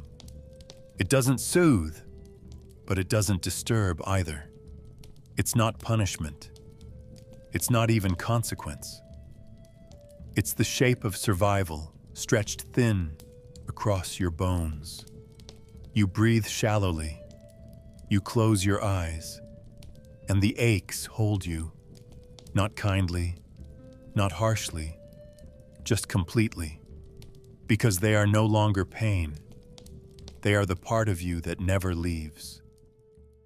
The last bit of firelight dies slowly, not all at once, but in pieces, a coal fading to gray, a tongue of flame curling into itself. No one stirs it. There's nothing left to burn.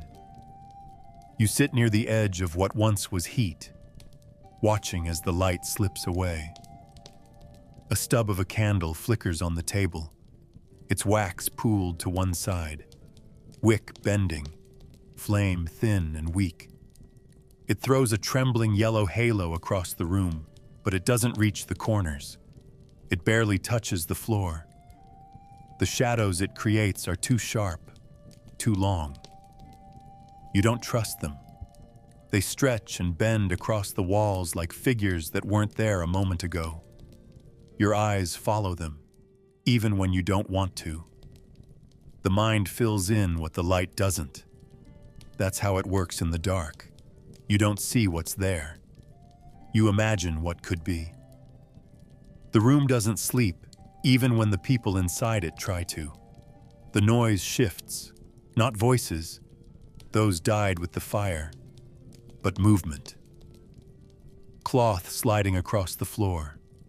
A low exhale. The soft groan of wood beneath someone's weight. You think you hear someone whisper something, but maybe they're only talking to themselves, or to no one, or not at all. The candle sputters, and for a moment, the room is thrown into deeper shadow before the flame returns, weaker still. You don't move. You hardly breathe. The quiet is too fragile, too stretched, and when it breaks, and it always breaks, it doesn't do so with drama. It breaks with a cough from the corner, wet and deep. It breaks with the creak of a wall shifting in the wind. It breaks with the snap of the candle finally giving up, leaving behind only the glow of the dying wick and the dark that rushes in to fill the space. You lie down again, but you don't close your eyes right away. The darkness isn't kind. It doesn't cradle you.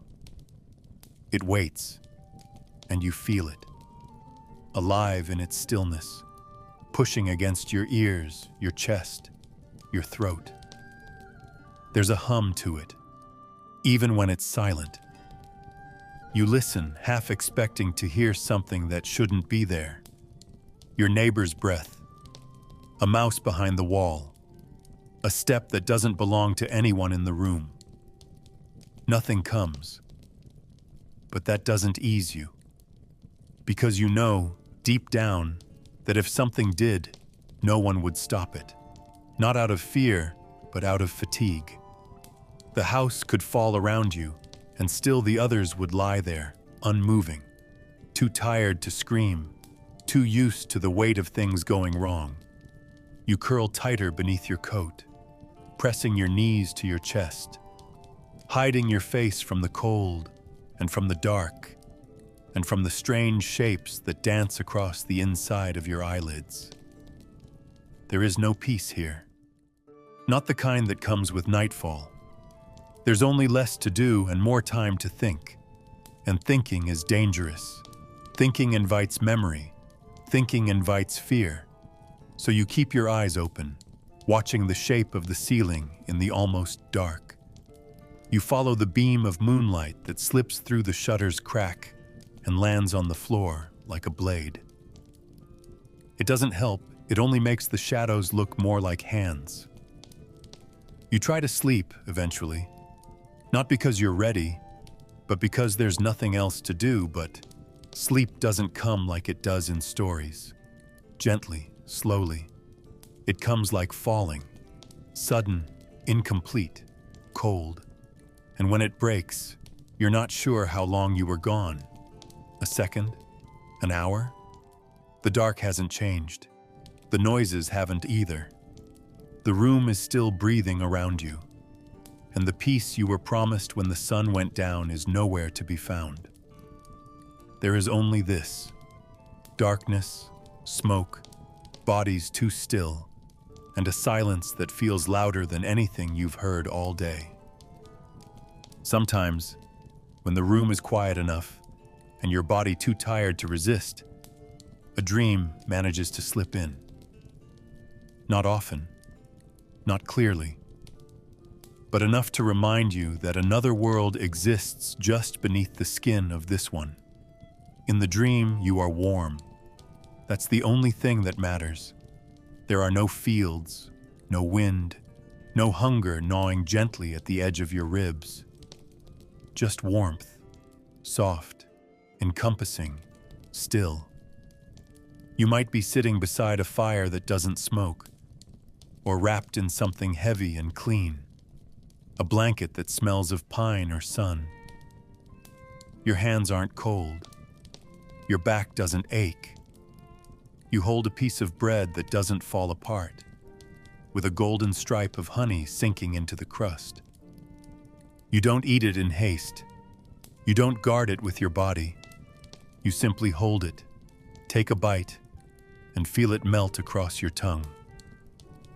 There's no sound in these dreams, just light, just breath, just comfort, so sharp in its unfamiliarity that it almost hurts. But the dream never stays. It never unfolds into something deeper. It doesn't carry you through a full night. It shatters. Always. And when it does, it's never because of noise or fear. It's your own body that betrays you. A cramp seizing your calf, a spasm in your shoulder, a jolt behind your ribs that forces the air out of your lungs and pulls you back into the cold. You wake with a sharp inhale, eyes open to nothing, limbs tense and folded against themselves. You wait for the pain to ease, breathing through clenched teeth. You try not to move too much.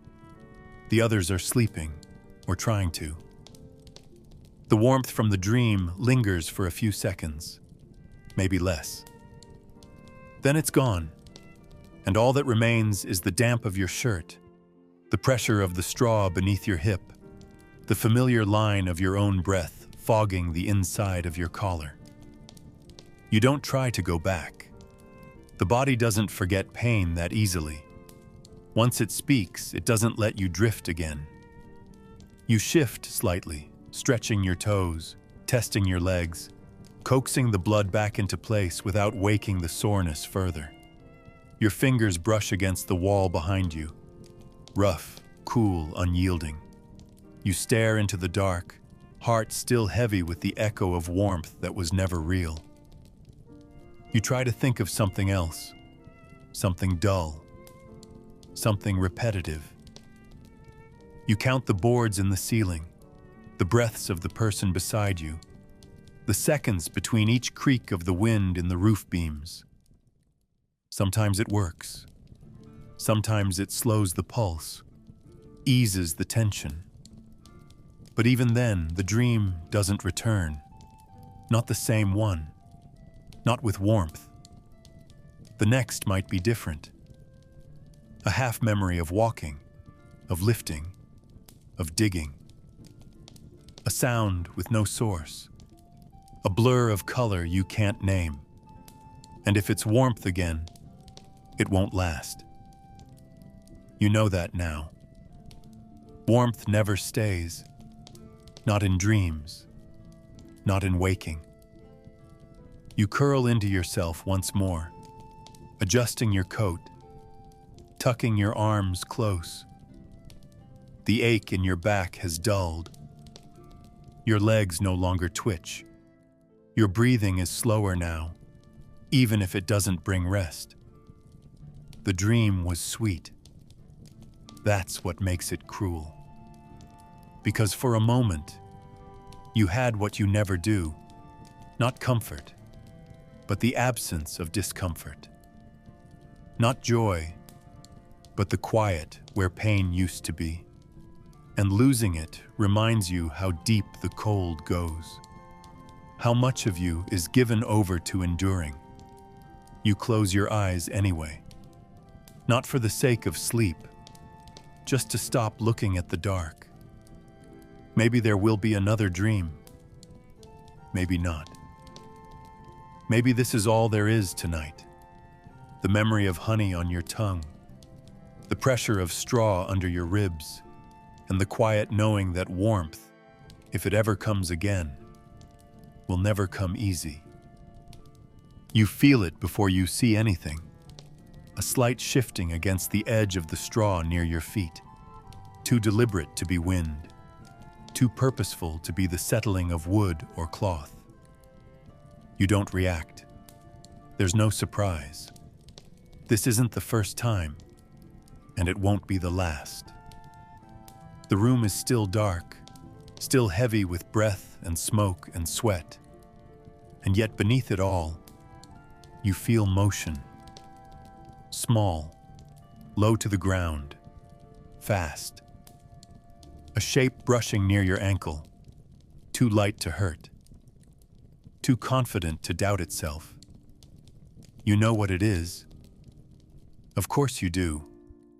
You don't need to lift your head or squint through the dim. You've shared space with them too long for that. They move in straight lines when they can. They hesitate near heat. They scatter at noise, but only for a moment. They always come back.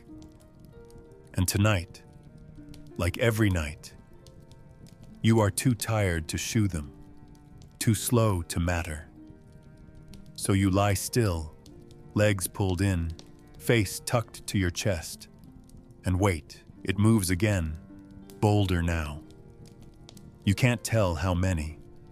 One, maybe two. The weight of them is nothing, barely more than the breeze from a turning page, but their presence is unmistakable. They make no sound, but your skin knows. One passes just beneath the fold of your coat. You feel the tip of a tail slide against your ankle. Another skitters across the edge of the straw behind your shoulder. You close your eyes tighter, not from fear, but from the deep animal knowledge that stillness is your only option. They're not here for you. They're looking for warmth, crumbs, a place to pause. Maybe your discarded crust from earlier. Maybe a drop of broth dried on the floorboards. They don't bite, not usually, and that's comfort enough. The child beside you stirs slightly in their sleep, and the movement sends one of the rats darting away in a blur. You hear it bump lightly into a pot, then vanish into silence again. You don't move. You don't speak. You simply wait. The smell of them is faint, but real, a sour trace beneath the stronger odors of smoke and sweat. They don't stay long.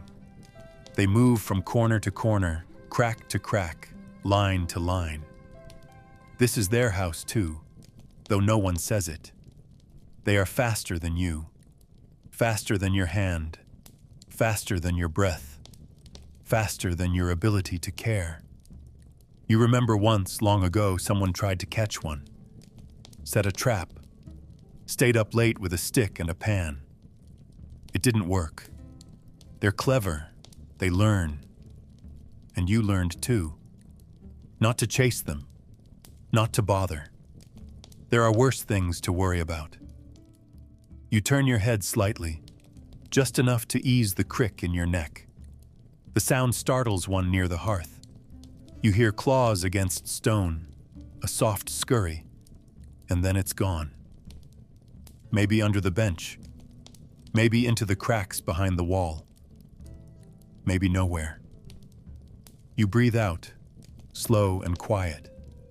The air is cold against your lips. You lie still a little longer, not because the rats are gone, but because the moment has passed. You're used to the feeling now, of something not human moving near, brushing past, leaving no sign it was ever there. The straw settles again. The noises shift back to what they were before. Breath, creak, wind. You relax a little, muscles loosening, but not completely. Not ever completely. You know they'll return before dawn. They always do, but they won't hurt you. They're not here for that. They're just surviving, same as you, looking for food, for shelter, for warmth, and who could blame them? You shift your foot slightly, pressing it deeper into the straw. A tiny sound answers in the dark. Maybe a rat startled, maybe just the straw settling. You don't investigate. There's nothing to solve. The house isn't clean, and you're not safe, but this is how it is. You close your eyes again, not to sleep, but to drift just far enough from the cold, from the ache, from the scurrying. You don't dream. You just wait. Silence isn't peace. Not here, not in this house. You learn to expect a certain kind of noise at night. Not loud, not constant, but present.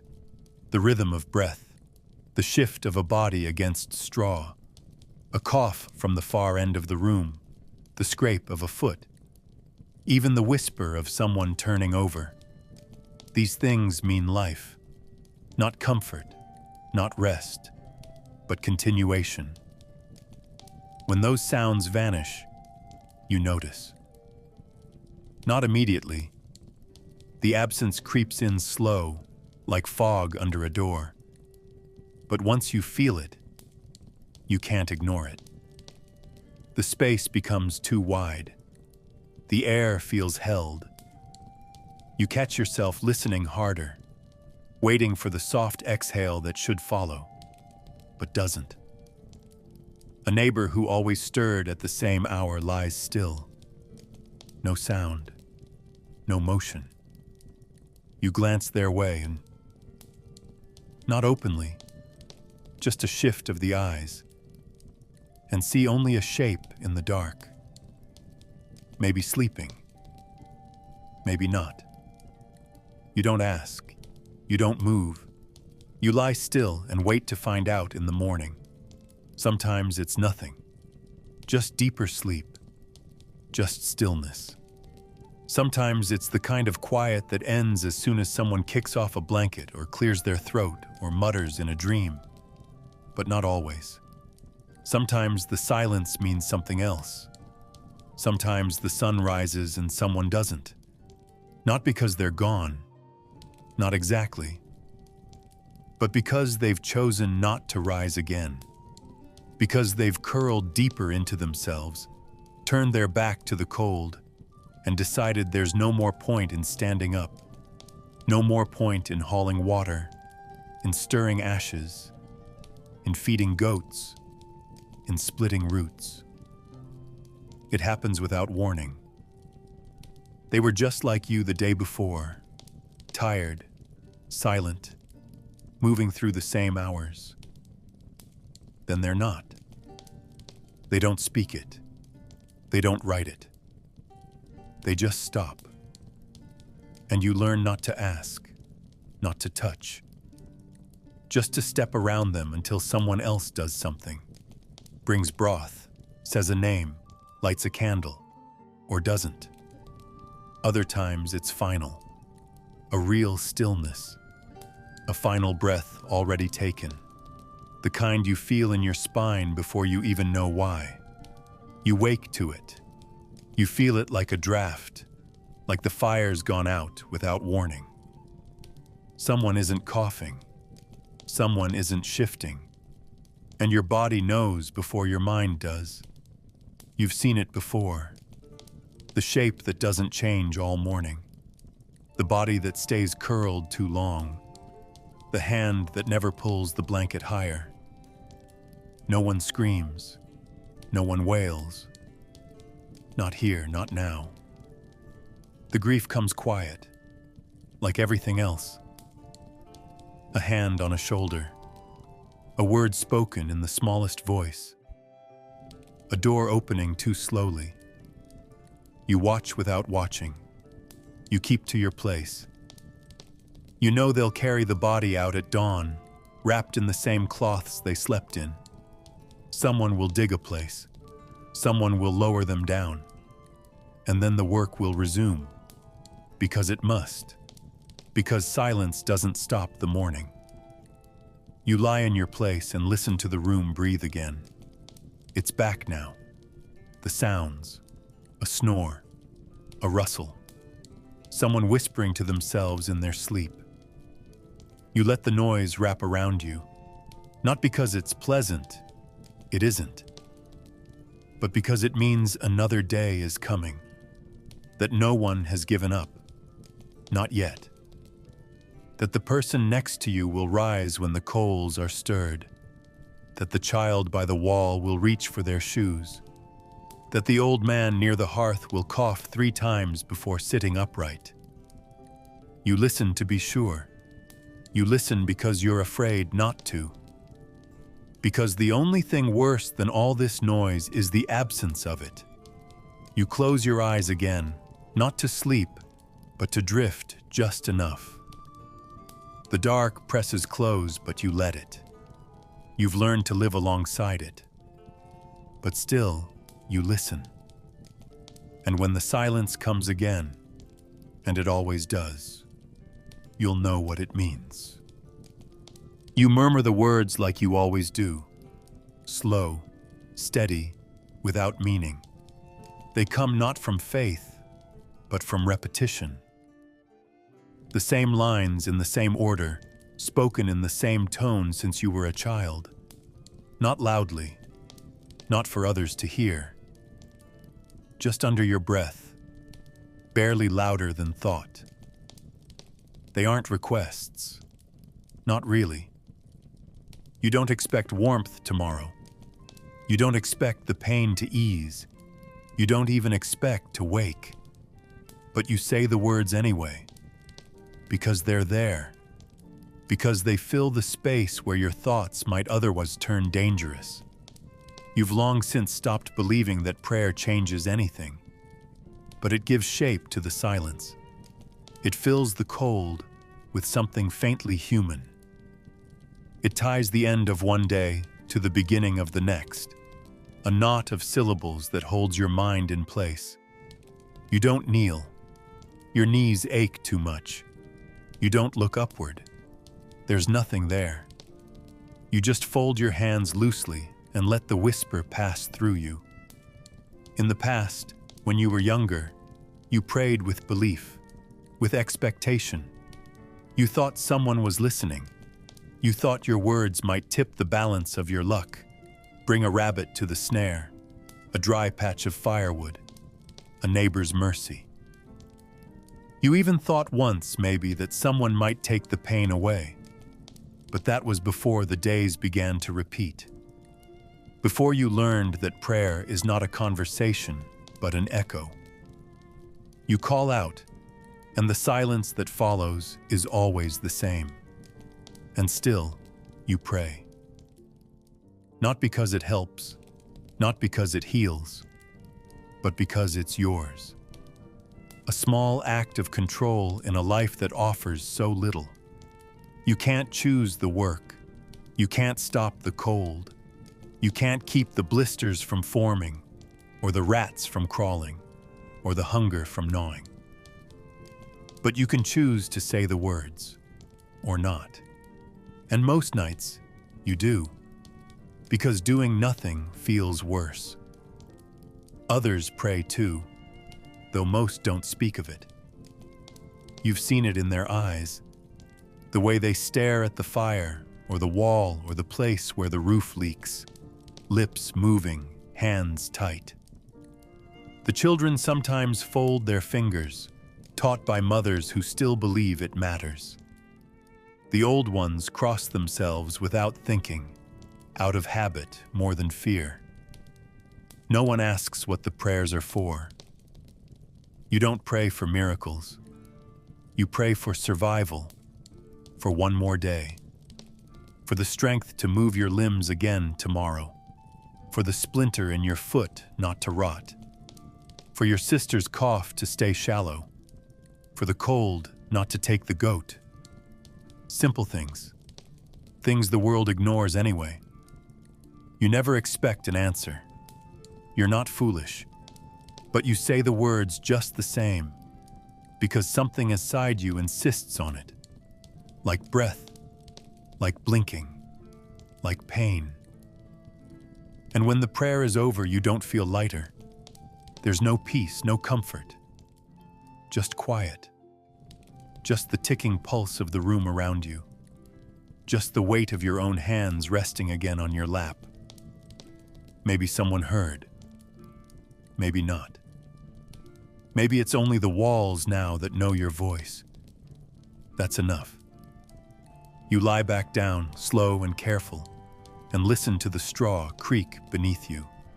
You shift until the cold is bearable again, and close your eyes against the dark. You will not sleep easily, but you've stopped expecting to. Your prayer wasn't a plea, it was a rhythm. Something to mark the boundary between day and night. Something to keep your thoughts from spilling into despair. And maybe that's all prayer ever is. Not hope, but a kind of defiance. A whisper that says, I am still here. I still speak, even if no one listens. Your breath clouds the air, even here, even now. Indoors is no longer a promise of warmth, just walls that hold the cold indifferently. You see the mist curl from your mouth with every exhale, soft and ghost-like in the faint light of the dying coals. The fire gave up hours ago. No one spoke of it. No one asked for more wood. There isn't any. What was left was used to cook, and that was already too generous. The room holds the cold like a secret, thick and unmoving. You press your sleeve to your face, try to breathe into the fabric. Let the damp wool catch a little warmth. It works for a moment. Then it's wet, and the cold soaks back in. You don't speak. Speaking would mean letting more heat escape. So you sit still, shoulders hunched, jaw tight, watching your breath, because it's the only thing that moves. The others in the room are bundled tight, blankets pulled to chins, arms folded across ribs. A few sleep, or pretend to. It's hard to tell the difference anymore. One child makes a soft noise, not a word, not a cry, just something between. No one responds. It's too cold to comfort. You shift your weight, and even that is an effort. The straw underneath your legs crinkles with a tired, crackling noise, and you feel how damp it is, how every layer beneath you steals more warmth from your skin. You tuck your feet closer to your chest. There is no proper way to lie down. Every position eventually becomes pain. But it's the air that gnaws most deeply. The way it finds the gap between your collar and your neck. The way it seeps under your sleeves, through the stitches in your socks. It doesn't bite. It presses. It settles into you until it feels like your own flesh has gone hollow. You remember a time, maybe last year, maybe longer, when the hearth glowed longer into the night. Someone had traded for peat, or a neighbor shared a bundle of dry sticks. That night, the air didn't fog. Your fingers didn't tremble when you pulled the blanket to your chin. It felt almost like safety. That memory comes often now, not because it was special, but because it was rare. One night, one fire, one breath that didn't turn white the moment it left your lips. And now, even indoors, your lungs announce every moment you're still alive. Every exhale a little visible proof of your body trying to endure. You feel it sting your throat, dry and thin. You wonder how long the body can shiver without breaking. You wonder what it would take to be warm again. Truly warm. Not just near the fire, but inside yourself. The warmth that comes from enough food, enough rest, enough quiet. The warmth you no longer expect.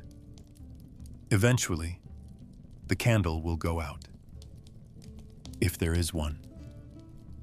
Or the ember in the ash will turn black. You'll stop watching your breath and instead close your eyes and pretend you're not waiting for dawn. You'll turn onto your side, tuck your face against the shoulder of someone beside you, and let your body go still, not from peace but from exhaustion.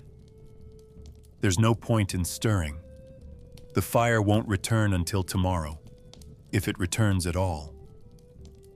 And yet, there's something small that keeps you here, something more stubborn than comfort, a kind of quiet defiance. Your breath may fog the air, weak, fleeting, but it still comes.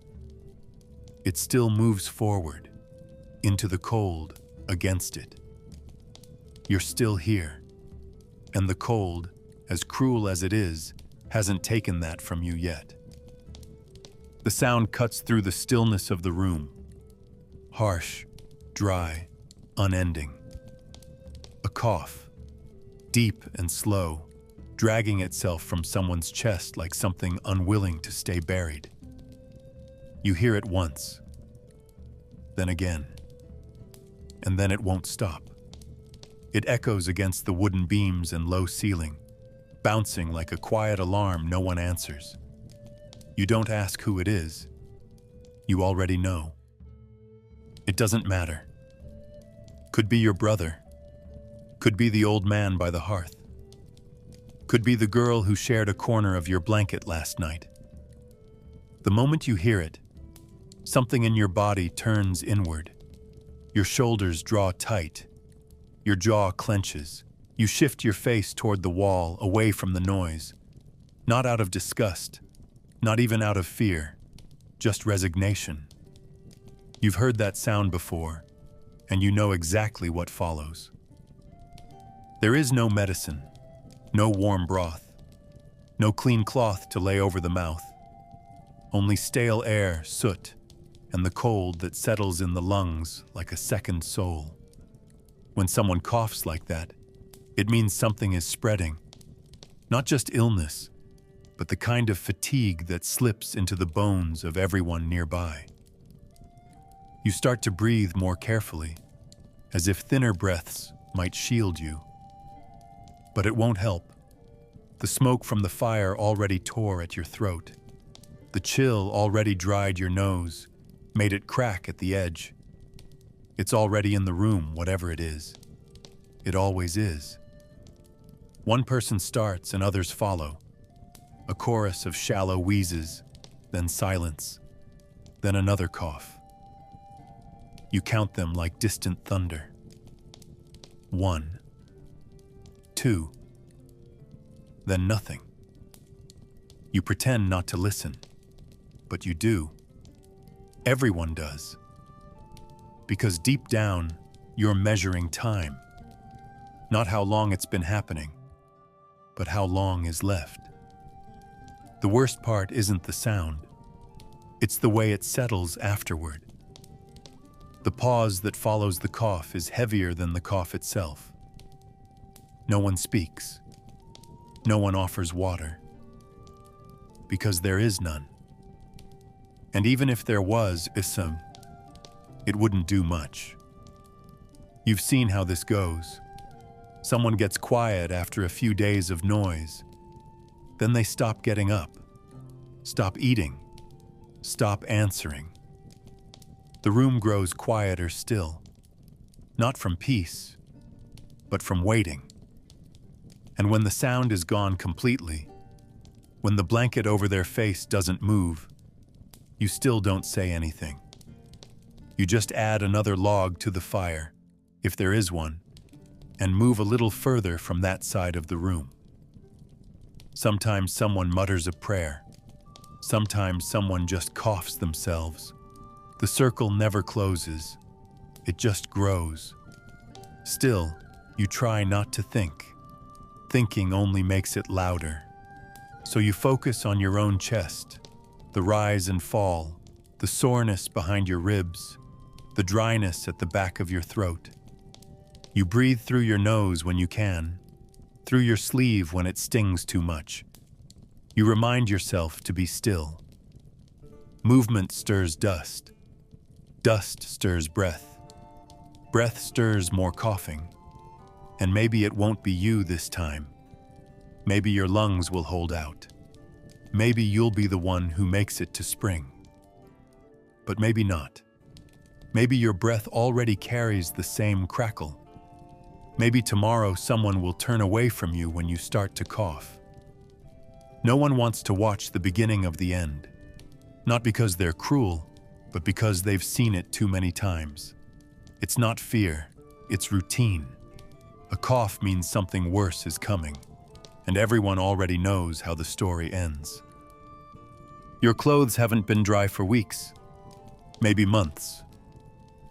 You can't remember the last time you slipped into something that didn't cling to your skin or sag with weight.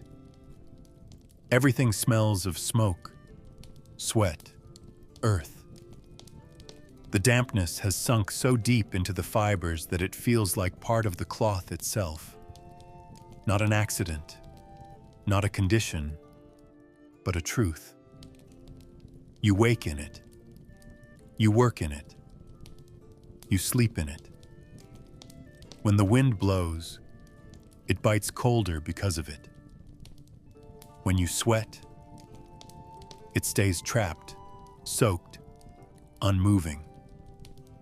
You've grown used to the feel of fabric sticking to your back, to your legs, to the insides of your elbows. It doesn't matter what the season is. Summer brings its own kind of wet. Winter just adds the ache. And still, you wear the same layers, day after day, because there is nothing else. There is no place dry enough to change in. The walls of your home weep at the seams. The rafters drip when frost melts or rain finds its way inside. You hang things near the fire, hoping the heat will chase the moisture out. But all it does is draw the stink out faster. Steam rises, but the cloth remains cold, limp, never fully releasing the wet. Your sleeves hold on to the scent of the last meal. Your shirt carries yesterday's smoke, last week's sweat, last month's mildew.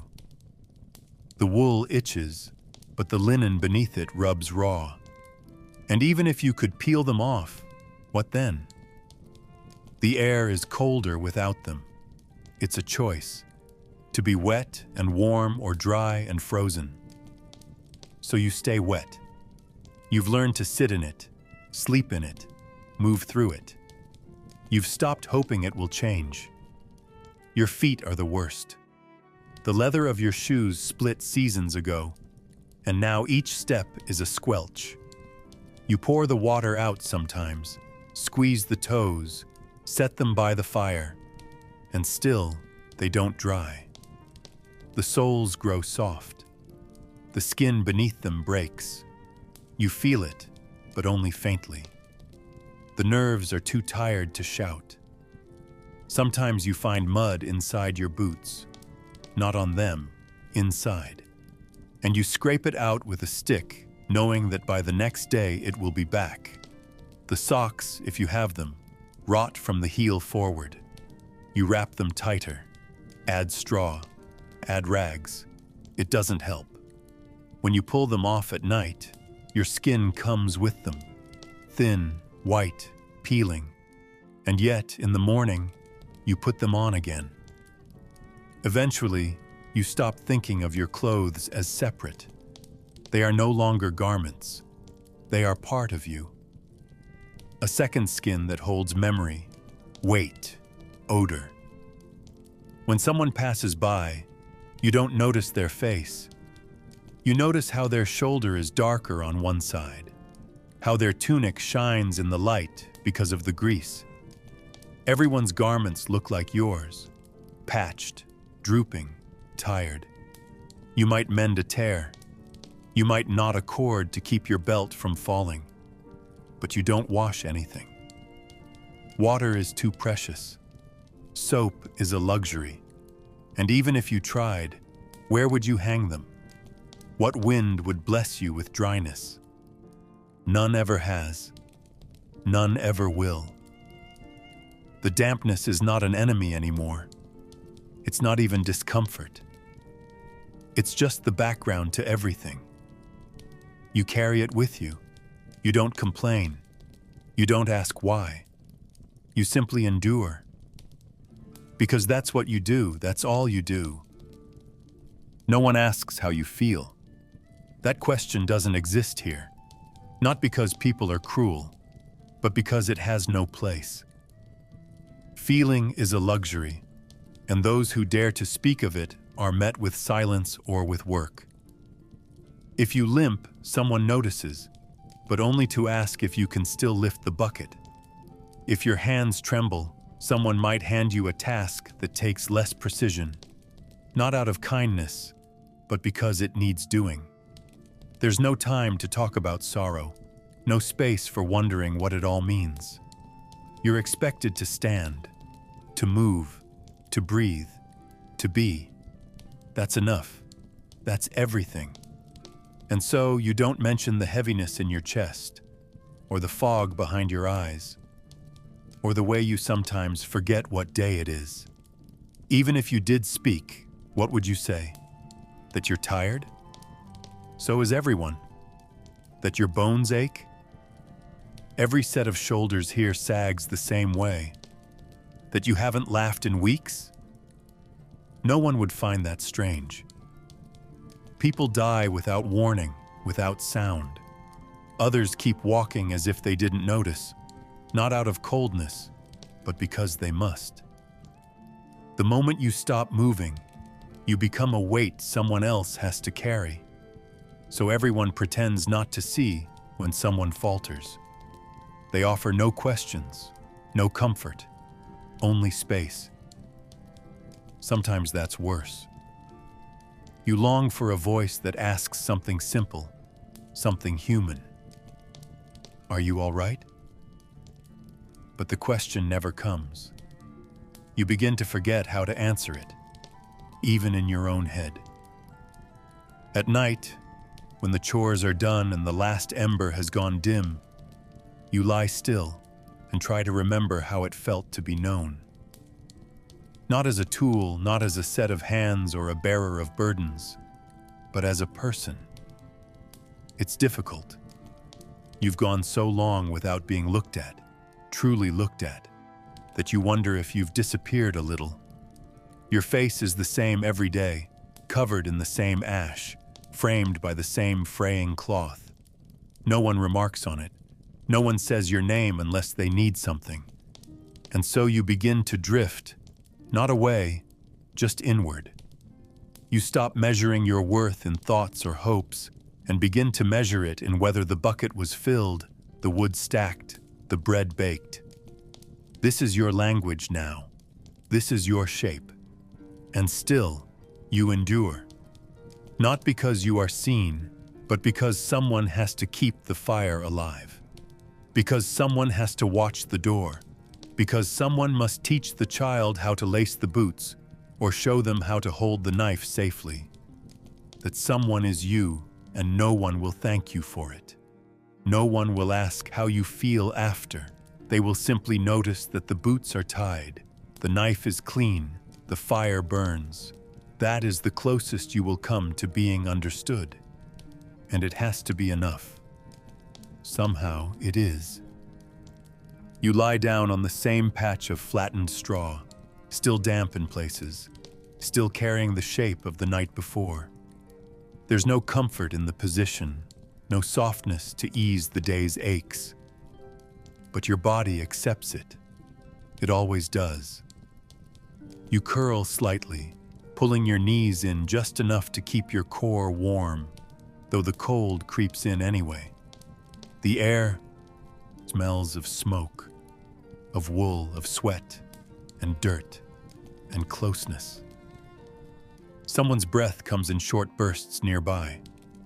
You don't know if it's a child, a sibling, or an elder. It doesn't matter. You all share the same air, the same walls, the same silence. There's no prayer tonight, no ritual. You don't think about tomorrow. You don't ask for anything. You just close your eyes. Your body is heavier now than it was this morning. Not because you did more, you didn't, but because it all stacked on top of what came before. The weight of days that look the same, of small duties that never end, of meals that never fill. You shift once trying to relieve your back, but there's no position that makes it better. Just different. A low cough stirs from the other side of the room, and someone rustles straw, turning over. The sound is familiar, almost comforting in its repetition. You stare at the darkness behind your eyelids and wait for the moments to pass.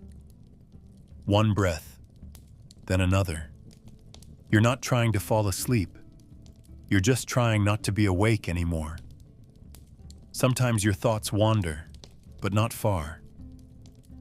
They drift toward the feeling of dry socks, or the idea of warm broth, or the vague memory of being held. Not for duty, not for need, but just to be. Those memories come rarely now. They feel more like fiction than life. So you stop reaching for them. You don't allow yourself to want anything beyond this moment. That's how you get through it. You make no promises to yourself. You ask for no escape. You don't hope for a better day. You only hope the night passes quickly, that the pain stays quiet, that no one cries in their sleep, that your dreams, if they come, aren't worse than the world you just left behind. And still, some part of you listens, for movement, for breath, for creaking wood or wind at the shutters. You are tired, but not entirely gone.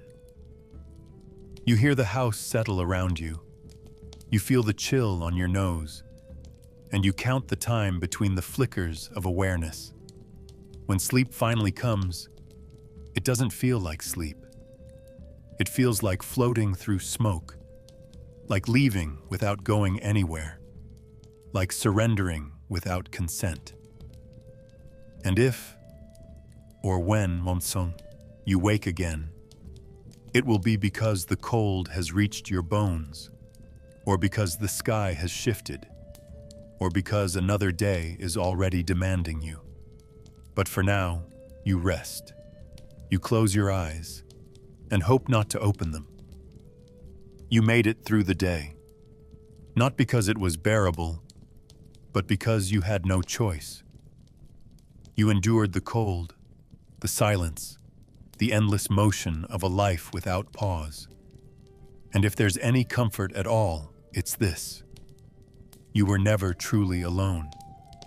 Not then. Not now.